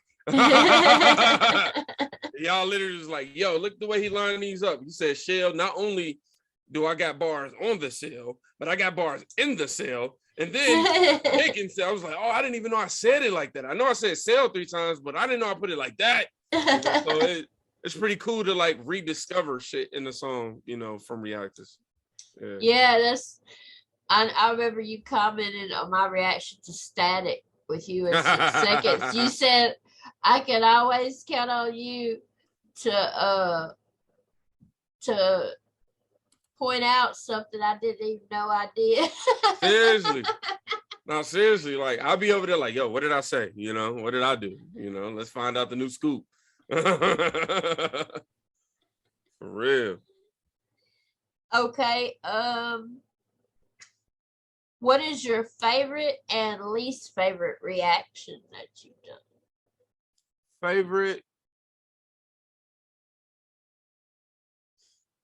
My favorite reaction that I ever done got blocked. It was a reaction to Stormzy, and he had made a song that was pretty much talking about like, you know, young black males and just uplifting them and things like that. And like I cried because it was like I was like, not only do I feel like he's talking to me, but I feel like this is exactly what I want to tell my boys, like word for word. So, you know, it was very emotional for me. I'm like, oh man, then they blocked the shit. So that reaction has never got seen. The reaction that I hate the worst,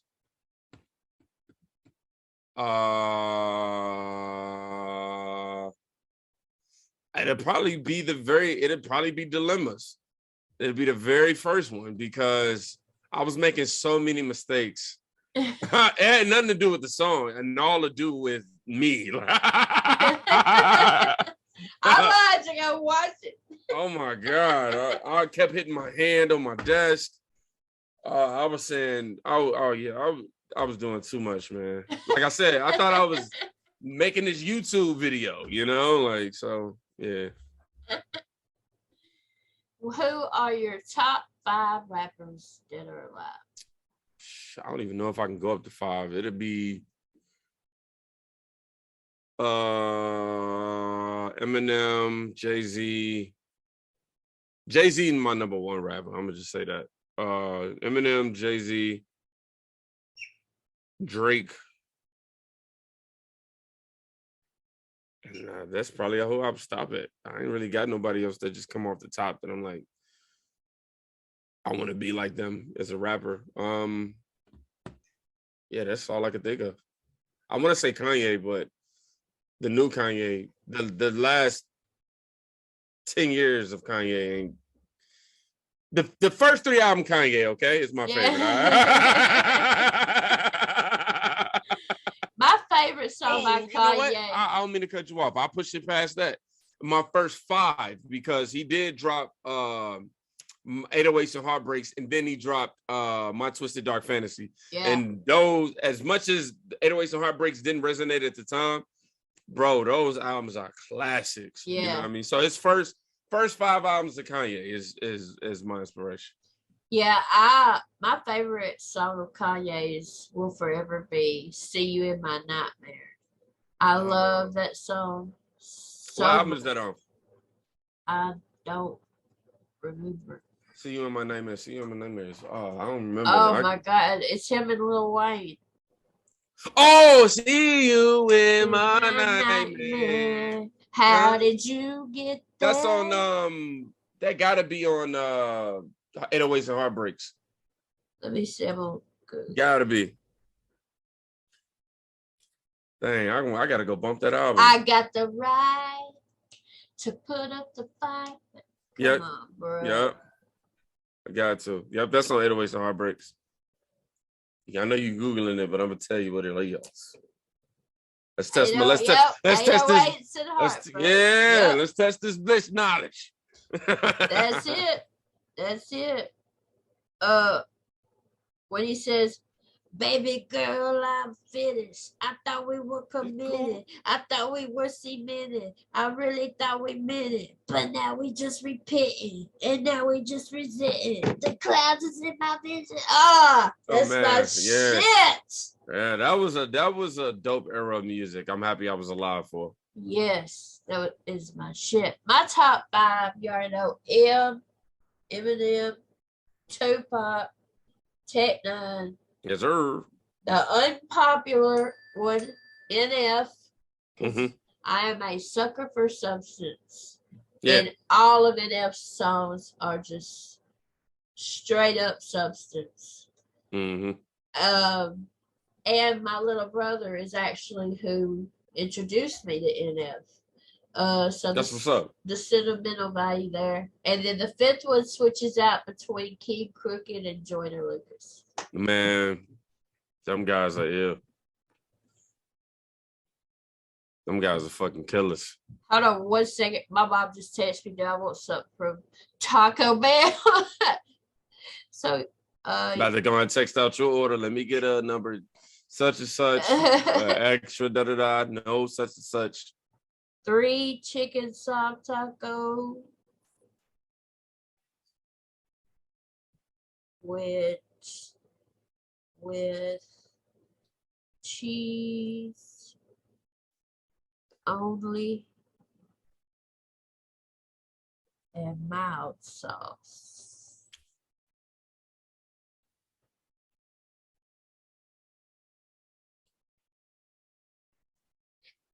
And 2 cheesy roll-ups.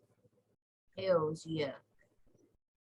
Only thing I ate was this all day today and yesterday is strawberry yogurt. That's it. Oh yeah. So I can't even eat yogurt. Yogurt is disgusting. Let's not talk about food, okay? Because then there's gonna be a lot of beef comments. Strawberries the only kind I'll eat. I don't even eat strawberries. It's good to me. I'm saying strawberries is nasty. Bruh. Yeah, that's why I say let's not go on this conversation. I love strawberries. Hey, I'm a real picky eater too, though. I am. There's a lot of stuff I won't eat. It ain't even that I'm picky. The man upstairs fucked up my goddamn taste buds. It's just like I be like, bruh. Don't blame God. Seafood looks so good, but I'm allergic to it. I don't like seafood at all. No, I don't like the taste of it either, but I'm saying it looked good. Like the way they presented, I was like, bro, this shit look like I just want to go, Or, tacos, the way it be set up sometimes, I'm like, bro. Yeah. Then I can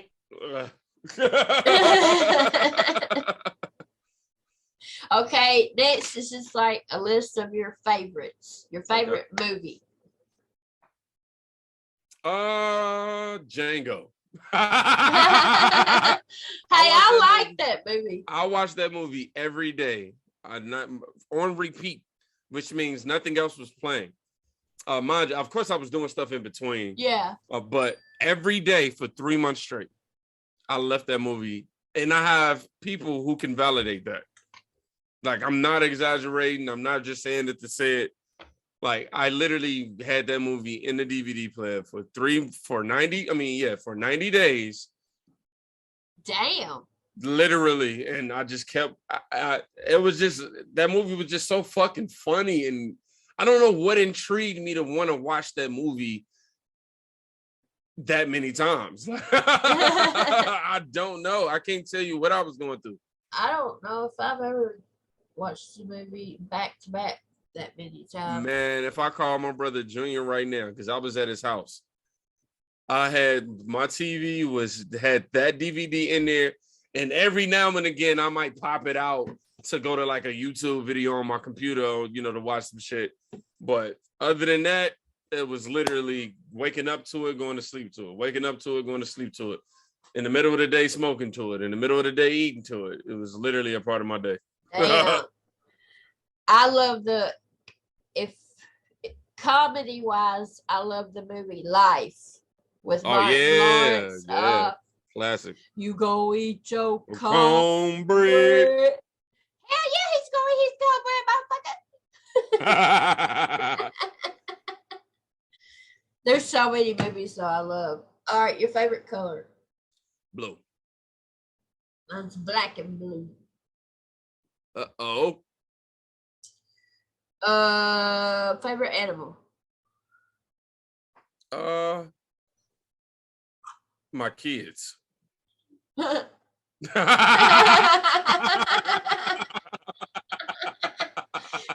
Nine said himself, and you said your kid. I said dog. Your favorite car? Audi. Favorite food? Like if it Italian. If it was your last meal, like a dish, like a. Probably. I fucking love Italian foods, man. Me too. It'd be between like spaghetti and lasagna. Like, yep. They are like this. They like the same in terms of rank for me. Like, yeah. My mom makes the best homemade lasagna you will ever eat your life. I make the best spaghetti. Oh my God. You will ever eat in your life. I make good spaghetti too. People still use ragu. I'm like, huh? Let me put you on. What's your favorite drink? Like your go-to drink? Like mine's Mountain Dew. Oh, go-to drink water. Love water. I hate pop. I don't see how people pop. Look at you. And you're from the South and you say pop? No, I was born in the Midwest. I moved to the South when I was 13. Where were you born? That's why. What state? In Gary, Indiana. Michael Jackson. Michael Jackson. Yeah. That's cool. Mm-hmm. I can't drink water, which I couldn't drink water now even if I wanted to because of the congestive heart failure. Water can actually kill me. So. Oh wow. You got to drink it in like small doses. I don't drink it at all. Oh, that's crazy. I don't like water. It's got no taste. It's nothing. It's just like water is the most refreshing thing to like. I crave water more than I crave. First of all, I don't like. I'm gonna say soda. I don't like soda at all. Like I mean, I can drink it. It ain't that I can't tolerate it. It's just I don't like drinking it. I like to. It's hard to enjoy when all that acid is burning your goddamn throat. Hell, I've been drinking Mountain Dew since I was like 3. Yeah, so it feel like water at this point, right? Yeah, it is. I'm immune to it. So I'm either drinking lemonade or water. That's my second favorite drink, pink lemonade. I love pink lemonade. Oh my God, any form of lemonade is my favorite. Yeah. So anytime I have dinner, it's always lemonade or water. Lemonade or water. If I'm drinking pop, it's because that's the only cold option I got. My cousins, they were born in Alabama, but they moved to Michigan when they were really like 10 and 8. And now they live in Minnesota. They say pop. They make fun of my accent, and I make fun of theirs. So that's why. Yeah, because it is pop. It's soda. No, it's pop. I don't say soda either.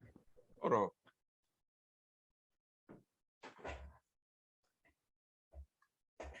Hold on. I'm sorry.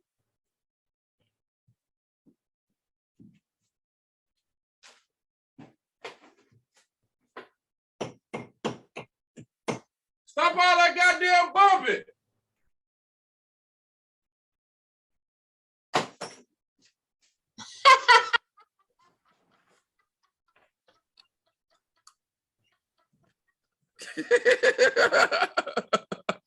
I didn't know what the fuck you would. I see you climb up. I said, "What is his tall ass doing?" And I see you grab a stick. I'm like, "What is he doing?" They up there, don't. I'm like, bro. That's hilarious. I told you my favorite animal is my kids. All right, what's your favorite restaurant? What is it? Olive Garden? That's my I love Cheesecake Factory and then Olive Garden. I haven't been to Cheesecake Factory since high school. I'm gonna have to go there. Oh, they make the best homemade pizza. Oh my God. I don't know. I can't even, man. That's something I want to do this weekend. Oh, they make the crust homemade. Everything is homemade on their pizzas. It is. Oh my God. Man. Okay, your favorite TV show? Dragon Ball. Anything Dragon Ball. Anime. Ain't that anime? Yes, ma'am. I don't know shit about anime except I know Pikachu and Pokemon are yellow. I can put you on a few that if you're not an anime fan, I know a few that you would enjoy just for the storyline. It'd be less of you watching an anime and you falling more in love with the story. Really? Yeah. I'll give you a few. I'll text you. I'll DM you a few. All right. Your favorite book? Favorite book? I can't remember the name of it, but it was Dr. Dre. It was one of Dr. Dre's autobiographies. I read that book like my 11th grade year. I want to remember the name of it. But, since then, I think a runner-up would be Rich Dad Poor Dad, just because that was the first time I was able to acknowledge different perspectives. Yeah. Mine is The Shack by William Paul Young. That book, I've actually read that book like 4 times. There's a movie out based on that book, but the book is so much better. Man, I want to know the name of this Dr. Dre book. I'm getting pissed off. But The Shack by William Paul Young, it changed who I am as a person spiritually. I recommend everybody read that book. I recommended me to read that book. What's it called? The biography.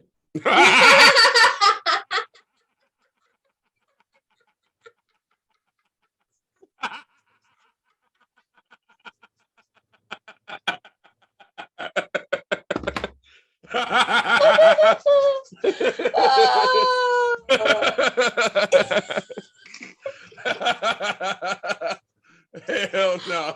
Oh no. Oh shit. Your favorite comedian?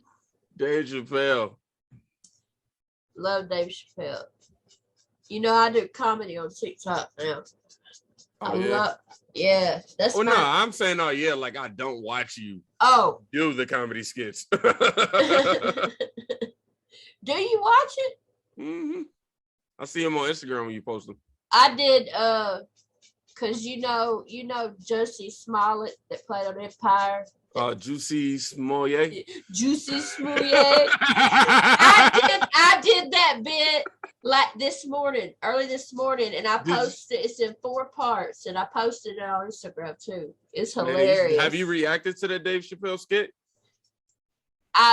No, I don't. I won't react to stand-up comedy on my channel because a lot of people have told me that they have gotten strikes for reacting to You stand-up. gotta be real careful about who you choose to like. My biggest suggestion would be to I only react to the reactions that were on TV networks as opposed to like independent specials. You know what I mean? Yeah. So like with the Dave Chappelle one, the only reason why I reacted to that one is because it was actually on Netflix. And which, by the way, they're gonna clear the reaction for you as well. Yeah. They're gonna release the claim. Oh, really? Yeah, they're gonna release the claim for it. Yeah, look, I see over there. Let me write that down. I reacted to his special called 846. Ain't that what it's called? About George Floyd, where he talked about. You talking about when he? Oh no, I'm thinking about when he was sitting down in the chair and just going over. Yeah, he was sitting down on a stool. Dave Chappelle. And he was smoking a cigarette. 846. Yeah. Yeah, I think we talking about the same one. I reacted to that and they blocked it. Yeah. Oh, that was on Netflix too? Yes. Oh, okay. I see they got selective hateration. Okay. And that is an amazing. Oh, I cried. You know, it pisses me off. That's okay. Remember, let's rewind it back to where's your pet peeve? YouTube, goddamn, block from me, and I'm looking at dumb motherfuckers react to it, and it's up. I'm like, bro, what the fuck? Yeah. What did I do? Yeah. Yeah, but my fault. That shit gets on my nerves too. Had a flashback. Yeah, I love Dave Chappelle. I love Kevin Hart, Cat Williams, Richard Pryor, Eddie Murphy, Robin Williams. I mean, so many. There's so fucking many. Gary Owen. He's hilarious. Yeah, he's fucking hilarious. But doing the comedy on TikTok really helps my depression. I love it. That's what's up. I love it. It helped get your mind off of reality, I assume. Yeah, I had no idea what I was gonna do when I started being active on TikTok. I had no clue what I was gonna do, and I was just scrolling through my For You page, and I kept seeing a lot of comedy because I've always had a deep love for stand-up comedy, always. And Bill Burr, I love Bill Burr. And I was like, oh damn, I could do that, and so I started doing that. Now that's my thing on TikTok.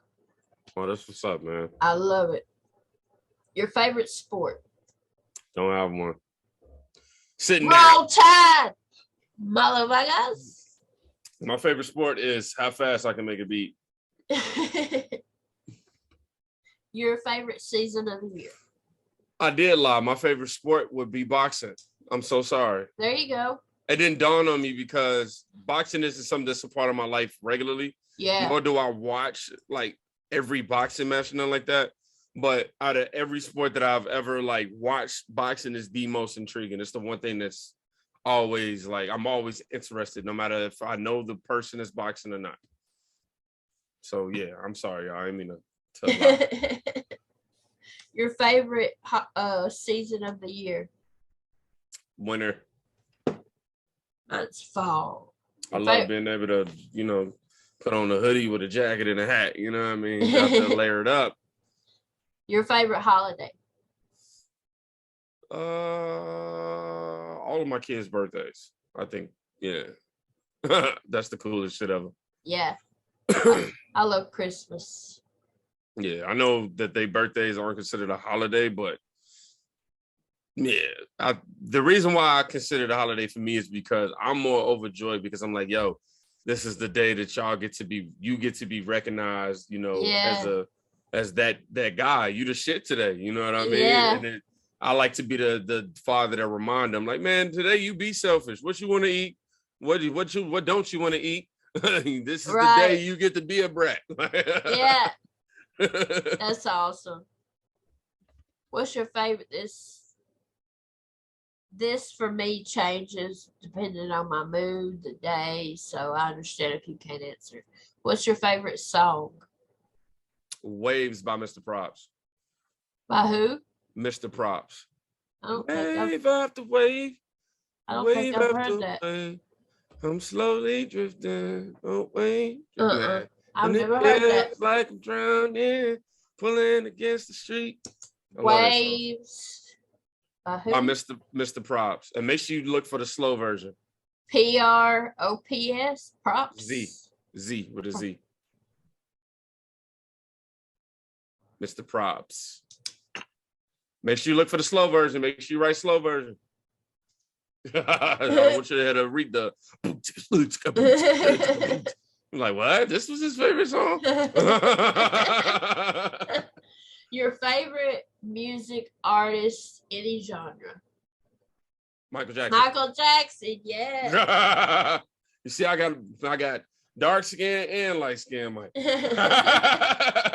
I did a comedy bit, Dion Cole. That's another one who's amazing.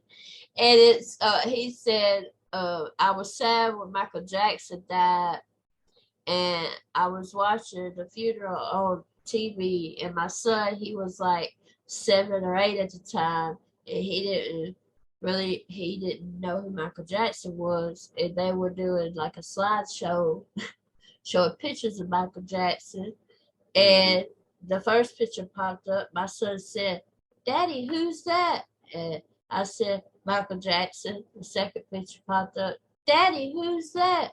Michael Jackson. Third picture popped up. "Daddy, who's that?" Michael Jackson. I know it's so confusing. It has to be confusing to somebody who don't. To the kids now, because you gotta imagine, like I was confused. You know what I mean? But today, he's gone. Like, yeah, bro. I had a very similar experience with my oldest boy.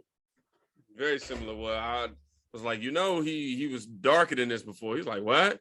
I showed him who, he was like, wait, that's Michael Jackson too? I'm like, yeah. You're like, but how did he get so white? I'm like, he bleached his skin. I love him and I fought with him and he claimed his vitiligo. I seen some of the spots, but that nigga bleached his shit. Well, he had vitiligo. Yeah. But I think he bleached so it would all match. You know what I'm saying? No, I seen the pictures on his hand and his neck and some of them that was on his foot. After he passed, they revealed those pictures. But looking at him, I was like, bruh, your ass said, fuck it. I'm throw the bleach in there. I'm gonna go.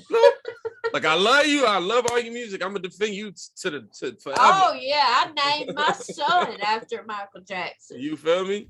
Jackson was born on Michael Jackson's birthday, and I named him Jackson. My daughter is after Michael Jackson. My daughter is named after Michael Jackson's mother.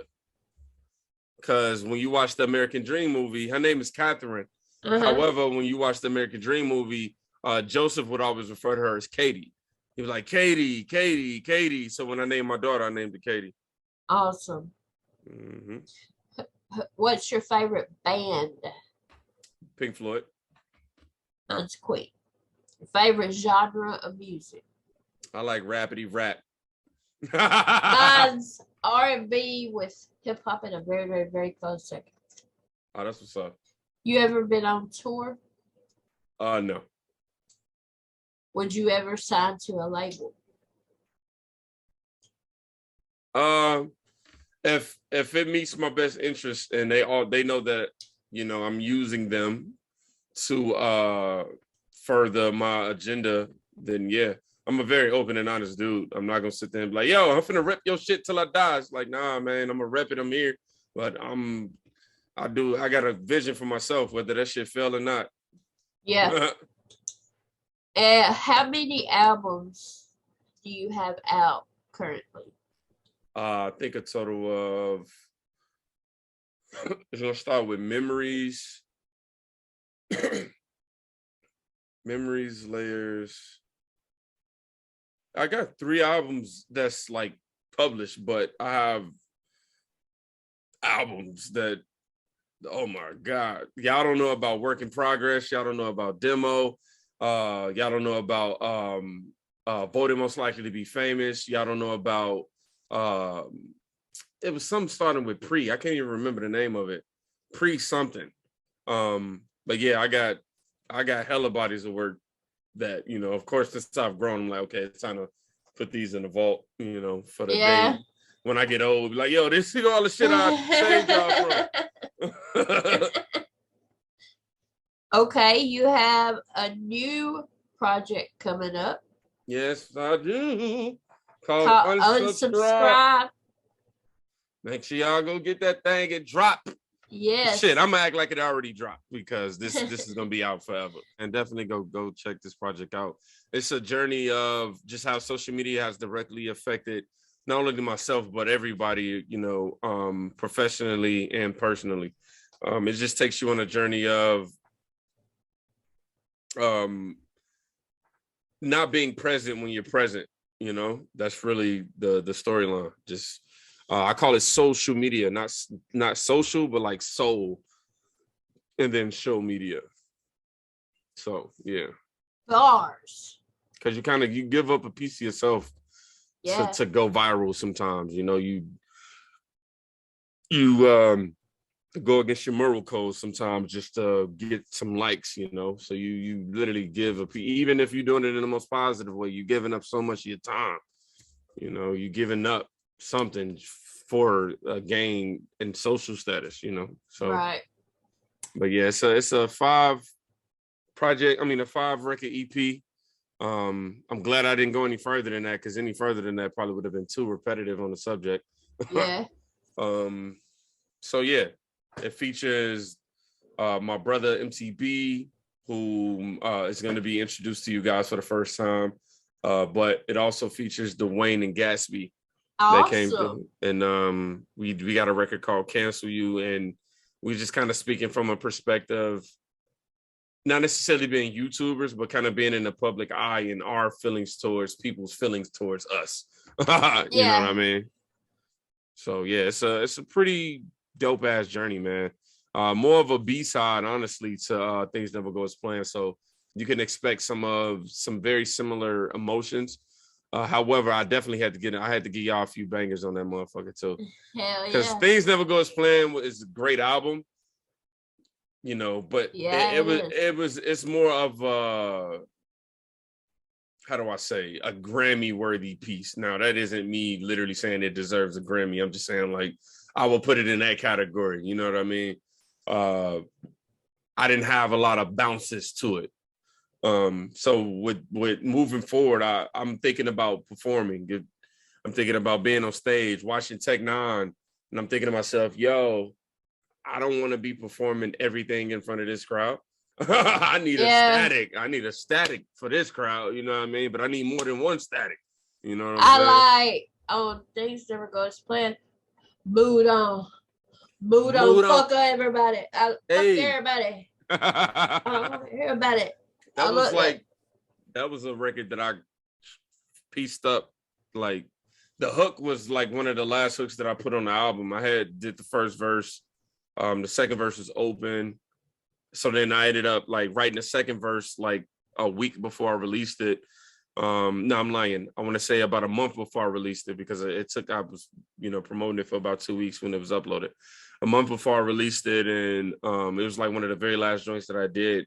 Couldn't come up with a hook, so I literally just got at the mic and I was just like, mood on, fuck everybody. I love it. I love it. I was like, yo, this works. I love it. When it first starts, I love it. Yeah, appreciate it. So you were recently on Harry Mack's channel? Man, that was the greatest shit ever. I've been a fan of Harry Mack since 2017, and watching his growth and being able to rediscover him through YouTube has been nothing short of amazing. And, you know, being a fan of his work and then being able to be on this Happy Hour show was bizarre to me. I loved it. I watched it and I was just, it made me tear up. I didn't cry all the way, but I teared up. I teared up joyfully for you. Man, I was because I'm like, bro, like I got to stop man fanning. Hold on. But when he started freestyling, and then too, he mentioned Normalize. He Yep. mentioned your song, and He mentioned the album too. I Yeah. could tell you were thinking, "Oh my God, he listens to my music." You know what Yeah. I mean? You're like, "Holy shit!" Like, yeah. He had mentioned that he checked it out, and I was just like, wow, fuck, that's fucking Harry Mack, man. I don't care if you're a fan of him. I don't care what you rate his skill level at. That's fucking Harry Mack to me, So I definitely want to work with Mac, man. I definitely want to get some on wax. It's just he's amazing.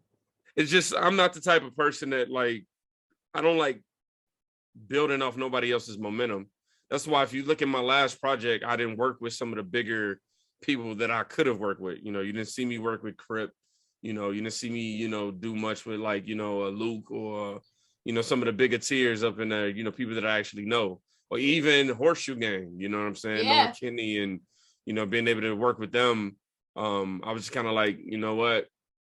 Or even Echo.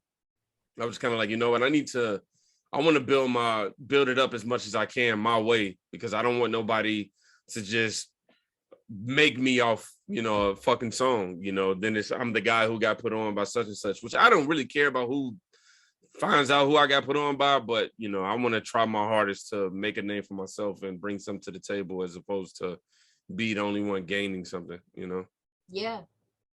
But that was absolutely amazing. And he said kingdom and stuff in this freestyle, and you were like, yeah, man. I was dying. The funny part is I told him, I tried to pause it a few times. I wasn't even joking. I was literally at my shit hitting the space bar. I'm like, oh shit, this ain't a reaction.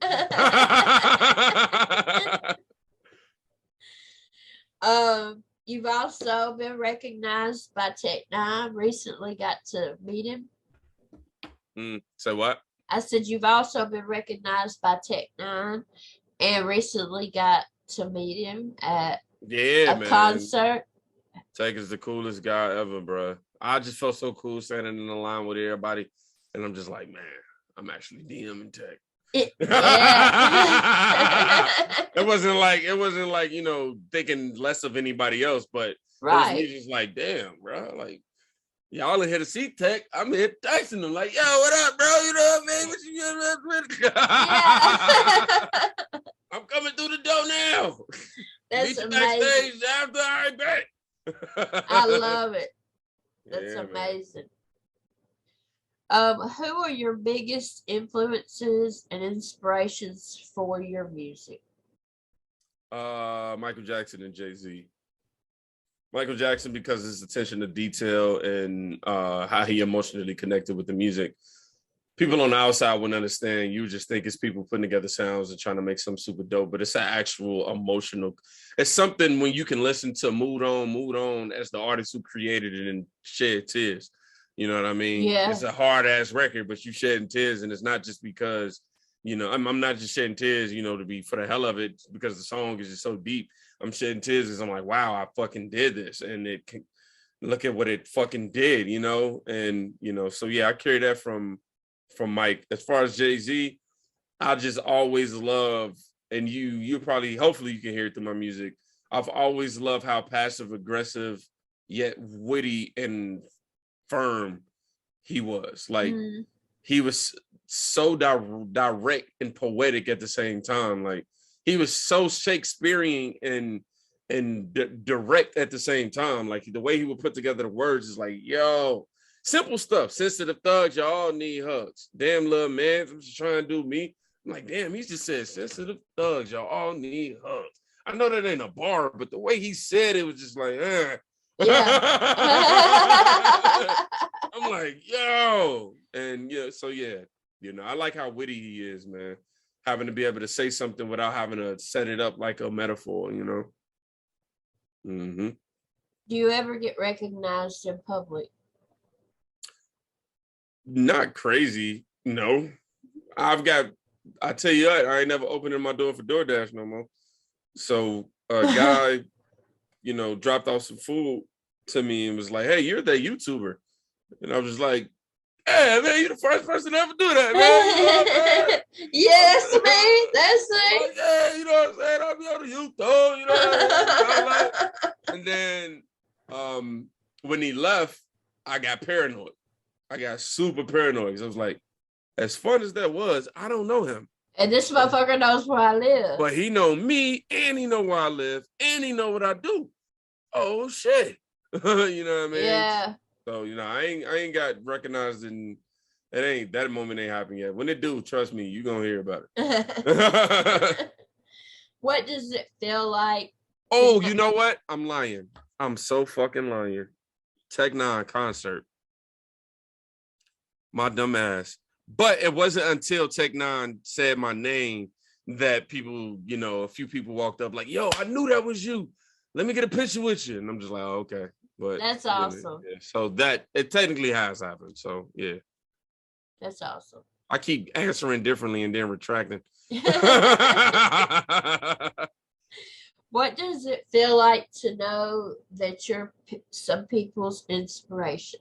It's weird as fuck because I just be chilling. I'll be like, bro, I don't know how it impacted your life, man. But it's a blessing to know that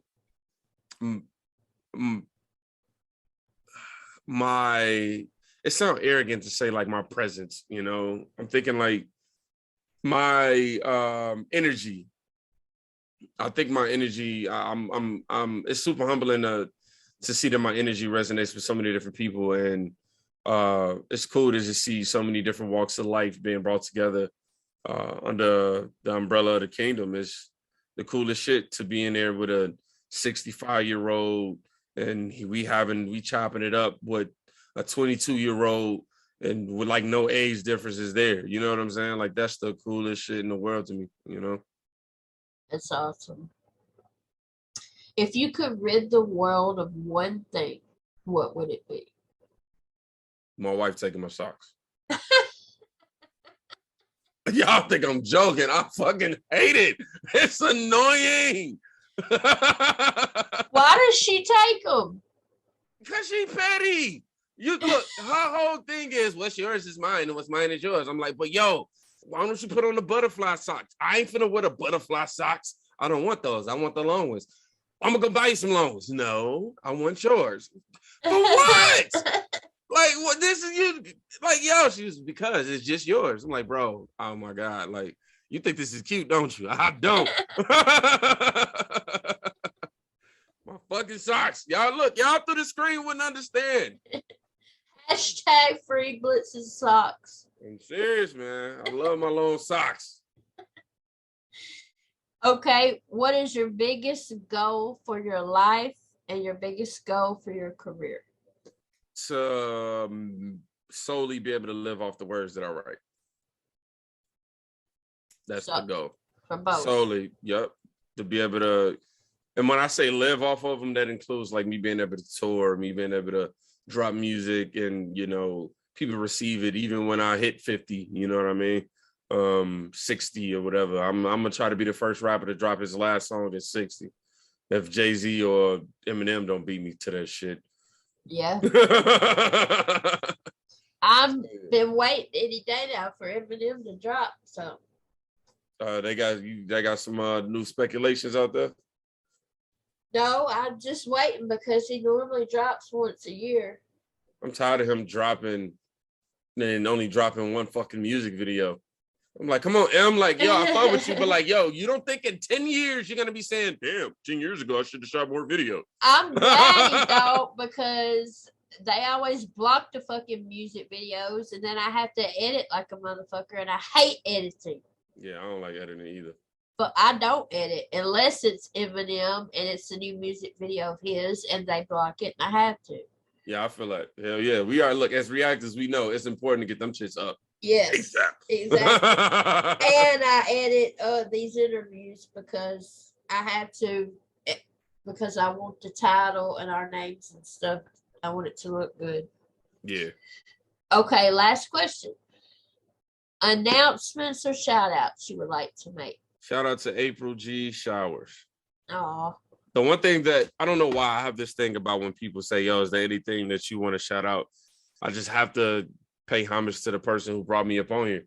I appreciate you for utilizing your platform. Don't you ever, in my presence, arrogantly, I say, acknowledge your channel as a small channel. You know, I appreciate what you're doing for the community. Thank you for believing in me. Thank you for being a part of my family and my household. Just keep continuing on your journey. You definitely assisted to me. And, you know, please tell Bianca to stop taking my socks. And, you know, I promise I won't charge you for no verse in the future, okay? Like I would charge you anyway, right? And December 17th, his EP, Unsubscribe, is going to be available. So y'all make sure to get it. Yes, this is the album cover. It's just in t-shirt form. You can pre-save it now at KingBlitzMusic.com. I'm sorry, I keep talking at the same time she does, so I get a little hype. You're good.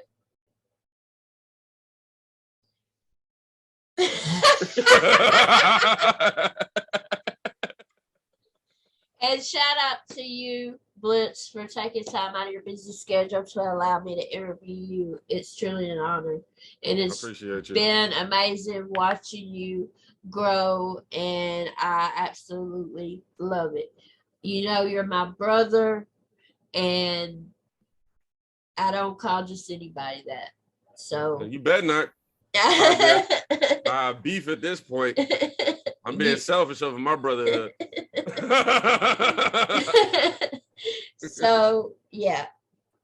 Before I cry, y'all comment below y'all's thoughts. The link to Blitz's YouTube channel is in the description box. Be sure to click on that link and go subscribe to King Blitz if you're not subscribed already. Please like this video on your way out. It's a lot more important than you think. And please subscribe to my channel, y'all. Please. Please. Squad, fist pump. Love y'all. And we'll see y'all in just a little bit. Teach me how to activate this wedding ring. It don't work. Peace out.